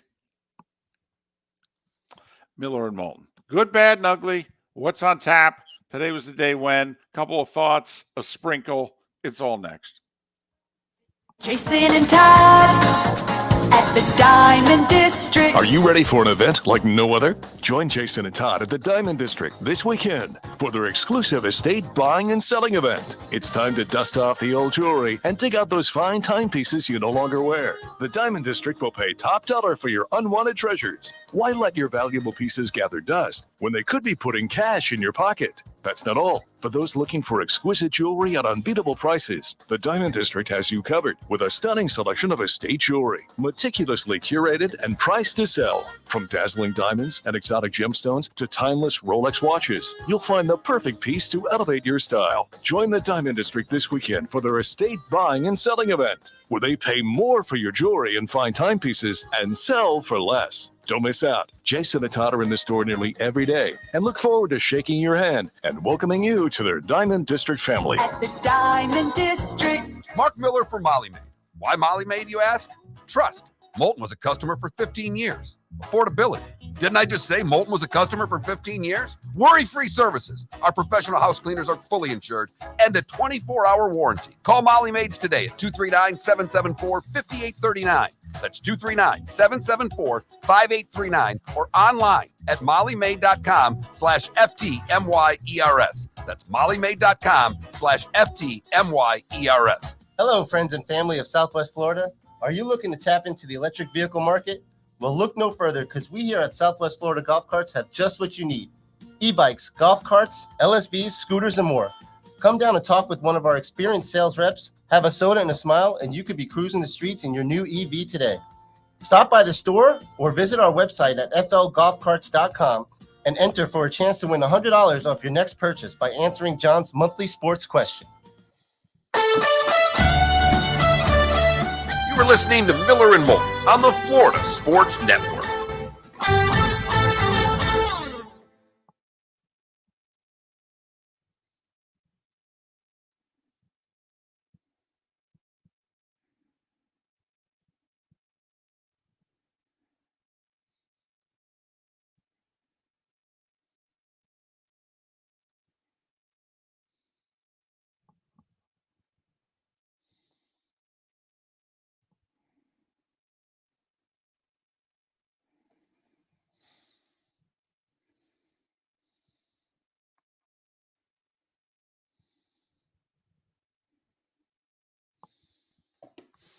How about the New York Post OJ stuff today, huh?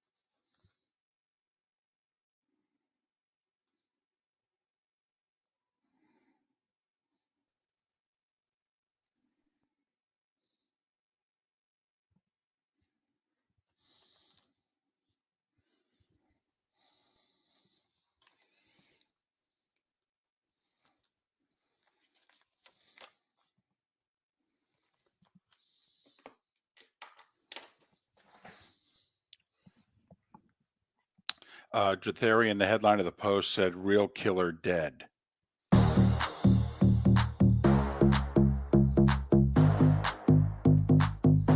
Welcome to the bonus hour, brought to you by Jason and Todd at the Diamond District. And now, here's Mark Miller and David Moulton. 22 minutes before the hour, 16 until we're out of here. It is the Friday edition of Miller and Moulton, millerandmoulton.com, Miller_Moulton on X. Trent will be back on Monday. Got a lot on your plate today. You ready? As ready as I'm going to be. I got to make sure I can hit the buttons and I got the right things on. All right. Good luck. Every weekday morning at this time on Miller and Whoop, Moulton. that's the wrong one. Okay. It's time All for right. Steve That's the to right take one. back this segment, if for no other reason Son of a gun. than to stop David from talking about Meghan and Harry. Here's Mark Miller with Today Was the Day When. So officially, in terms of hitting buttons, if you were a hockey team, you went 0-1-1 to start the show, correct? Yeah. And you just went 1-1 there. So you're 1-2-1 today. Not going to make the playoffs that way, David. No, you're not. But then again, I think you were in really good playoff position before today. So I think you're going to get in. It may just hurt your seeding. We start in 1861 today. Fort Sumter was attacked by the Confederates, starting the Civil War. Kind of a biggie. They were really serious about this, weren't they?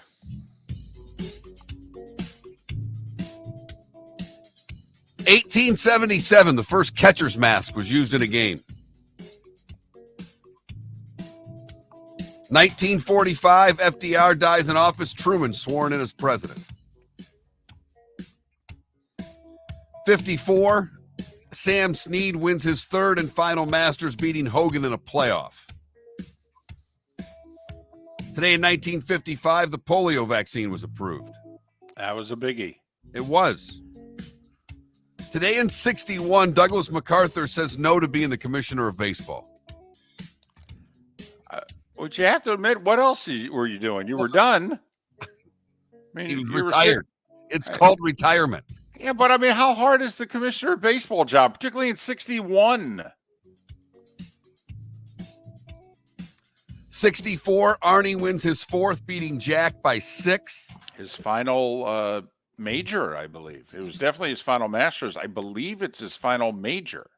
No. He won the 66 U.S. Open. My bad. Watson won his second Masters today in 81. Today in 87, Larry Mize chips in to win the Masters. Oof, that's a tough beat. That was a tough beat. Year after he bogeyed 18, so Jack won. All right, he's on the green, long putt for birdie, and Mize is 10 yards to the right of the green, and you figure, hell, 4 is a good score. Right. Freddie gets his today in 92. Marco Mira gets his in 98. Angel Cabrera gets his in 2009, and Jordan Spieth wins the Masters today in 2015. You know, there's some controversy about Angel Cabrera there because he got out of jail, and you know how the Masters are. I mean, if you're a former champion, right, there's nothing that outweighs that. But the story that came from Augusta was that he couldn't make it. He had visa problems. Apparently, somebody tracked down Cabrera, and Cabrera said, I don't have any visa problems.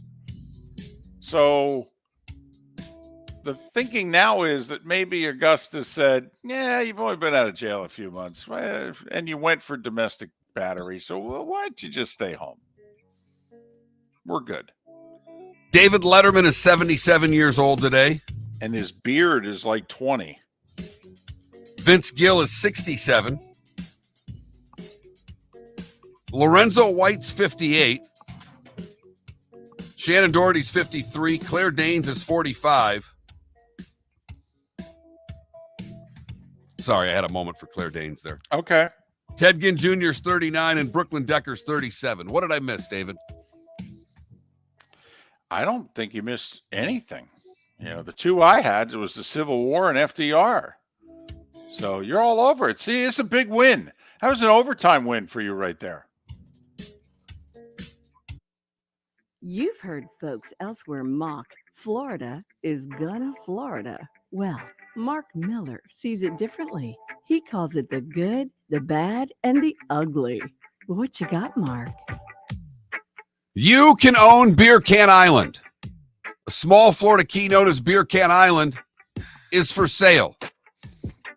And someone is suggesting that they should partner at $1,000 a piece to buy the island. The retail price for the island is $14 million, but someone is trying to get partners so that people can keep drinking on what is now known as Beer Can Island. Okay. I'd love to own an island. Would you allow anyone else on it, though? Yeah, sure.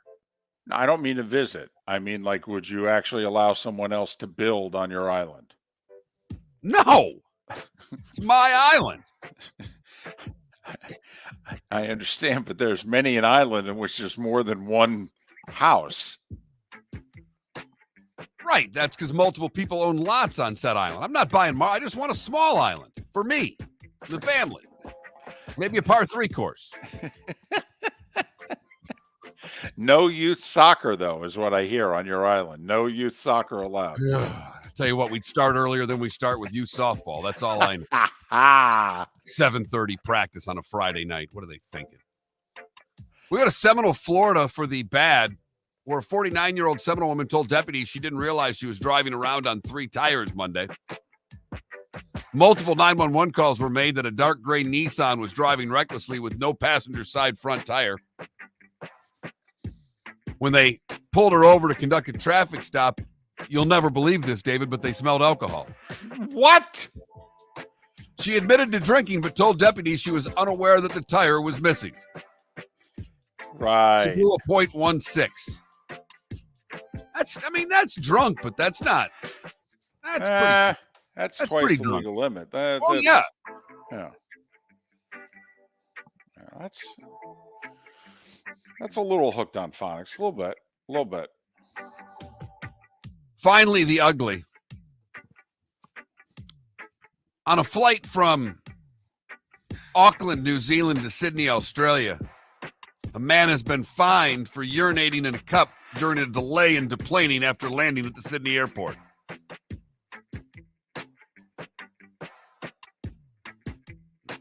They'd been on the tarmac for about 20 minutes for the plane to be able to be departed, and a woman heard a man using a cup to go number 1. He was fined $600 Australian for the offensive behavior. You gotta go. Better than going all over the floor. He went in a cup. That is the good, the bad, and the ugly. On today, April the 12th, 2024. You've heard.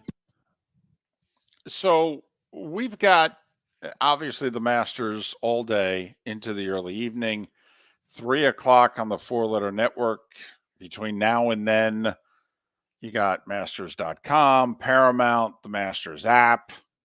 Go crazy. ESPN Plus is giving you all the other views too, so that's all right. a good source for you. And then at 3:00, it's on the 4-letter network. So, and then you got to use you want featured groups and all that. You got to go elsewhere. So, this is a rarity.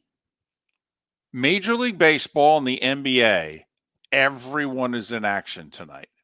In fact, the NBA has 3 days left in the regular season, but they're only playing on 2 of them. Everybody's playing tonight, and everybody's playing Sunday afternoon. No games tomorrow. So everybody has 2 games left. Tonight, Sunday. That's it. The Heat, I believe, host Toronto in both games. Now, I don't know if the Heat can improve their playoff positioning, but they should get 2 wins. Meanwhile, Orlando finishes at Philly and home for Milwaukee. They are just a game ahead of the Sixers, tied with Indiana right now. The 5-6 teams are tied, but just a game ahead of the Sixers to avoid the play-in. And if by chance you're one of the 11 Magic fans listening, you want Milwaukee to win tonight so that Milwaukee has nothing to play for Sunday and completely mails it in. Because Orlando desperately wants to avoid the play-in. It's going to be tough. Orlando could still get home court in the first round, but they've fallen a game behind Cleveland even for that. They at least want to play Cleveland in a 4-5. But Cleveland in a 4-5 or the Knicks in a 6-3? Well, Orlando is last year's Cleveland. You know, Cleveland, young group, put a nice season together, and then went to the playoffs and kind of got an education as to what playoff basketball is all about by the Knicks. More veteran team with a veteran coach. And that's why I was hoping Orlando was going to be the 3 or the 2. But if they were the 3, right now they'd play Indiana. That's kind of what I was hoping for Orlando. Everybody wants to play the Pacers. That's kind of like the NCAA tournament bracket. Everybody wants to play so-and-so, like everybody wanted to play NC State this year. How'd that work out? And I just say the Knicks because they're banged up, David. That's really the only reason that they are. They've gotten everybody back but Randall, and they're not going to have Randall. They've got Robinson back. They got Anobi there back, and Brunson's playing. I will say this, and you and I don't care, but in the NBA they care about this. I will say this year, the NBA MVP vote, most people surrendered it a month ago to Jokic. All right. First off, Anthony Edwards with the T-Wolves. Jalen Brunson with the Knicks. Have you seen the year Luka Doncic has put on the board? All right. I'm just going to throw this out at you. Luka Doncic. Now, they've won 50 games. He's first in points in the league. He's going to win the scoring title. He's averaging 34 a game. He's second in the league in assists. He's had a 73-point game, 4th highest in league history. Mark, his stats, 34 points, 9 rebounds, 10 assists a game. For the season, 34, 9, and 10. He's damn near averaging a 34-point-a-game triple-double. Are we sure that's not MVP worthy? Worthy, I'm sure it is, but he's not going to get it because, like you said, this sucker's been done for a month. It has been. And the people that I listen to who vote aren't talking the way you are. Whew. And not only that, the Mavs are on a roll. The Mavs are like 15-3 in their last 18. I mean, they're hot. Listen, you and I don't care about this. Most fans, although NBA fans really do. NBA fans care about that. They do. They do. I mean, Anthony Edwards has carried the T-Wolves. I mean, they've played like 17 games without Karl Anthony Towns here. They're 13-4. Anthony Edwards scored 51 the other night. I mean, Anthony Edwards has become a star in that league this year. This is Luka Doncic, 34, 9, and 10 for the season. I don't know, man. That's, whew. Are you sure you're putting somebody first over him? I mean, the odds are staggeringly ahead for Jokic over Doncic. Mm-hmm. And once again, not saying, this is like Michael did win the MVP every year. Barkley won it 1 year. Malone won it 1 year. We all knew who the best player in the league was. But they didn't give him MVP every year. There's a couple of guys, listen, this is not my Knicks bias, but Jalen Brunson should finish in the top 5. Anthony Edwards should finish in the top 3. I don't know if you can vote for anybody over Luka. I'll be honest with you. Jokic had a great year and all, but 34, 9, and 10. I think the fact that they're on a heater right now helps his cause more than anything, because before that heater, David, they were near a play-in team. Yes. And so it's difficult to vote for an MVP when the team is not having great success, because they've turn this into a most valuable player on the best team award. So anyway, NHL, there's only 5 games tonight. A few of them have playoff ramifications. Carolina at St. Louis, Minnesota at Vegas, St. Louis and Vegas battling for the last playoff spot. Carolina trying to chase down the Rangers. They can get within a point of them with a win tonight. David, I'll re-ask you our poll question from the other day. Scheffler, an LIV golfer, or the field? Where do you go now? Yeah, I voted for the field. Right, I did too. That was the wrong vote. Yeah, Scotty Scheffler was the right vote. I think you're right. By the way, Rays hosting the Giants, Marlins hosting the Braves this weekend. Have a great weekend, everybody. We'll be back on Monday. The law firm of Michael F. Hornung specializes in criminal defense, DUI, personal injury, nursing home claims, and auto accidents. I'm a former prosecutor with over 34 years of experience. The information I know is information you need to know. If you've been arrested for a DUI, time is of the essence to maintain your driving privileges. Call the law firm of Michael F. Hornung for a free consultation. At the law firm of Michael F. Hornung, we are committed to excellence in your representation. Being a local attorney with local knowledge is clutch to the success of your case.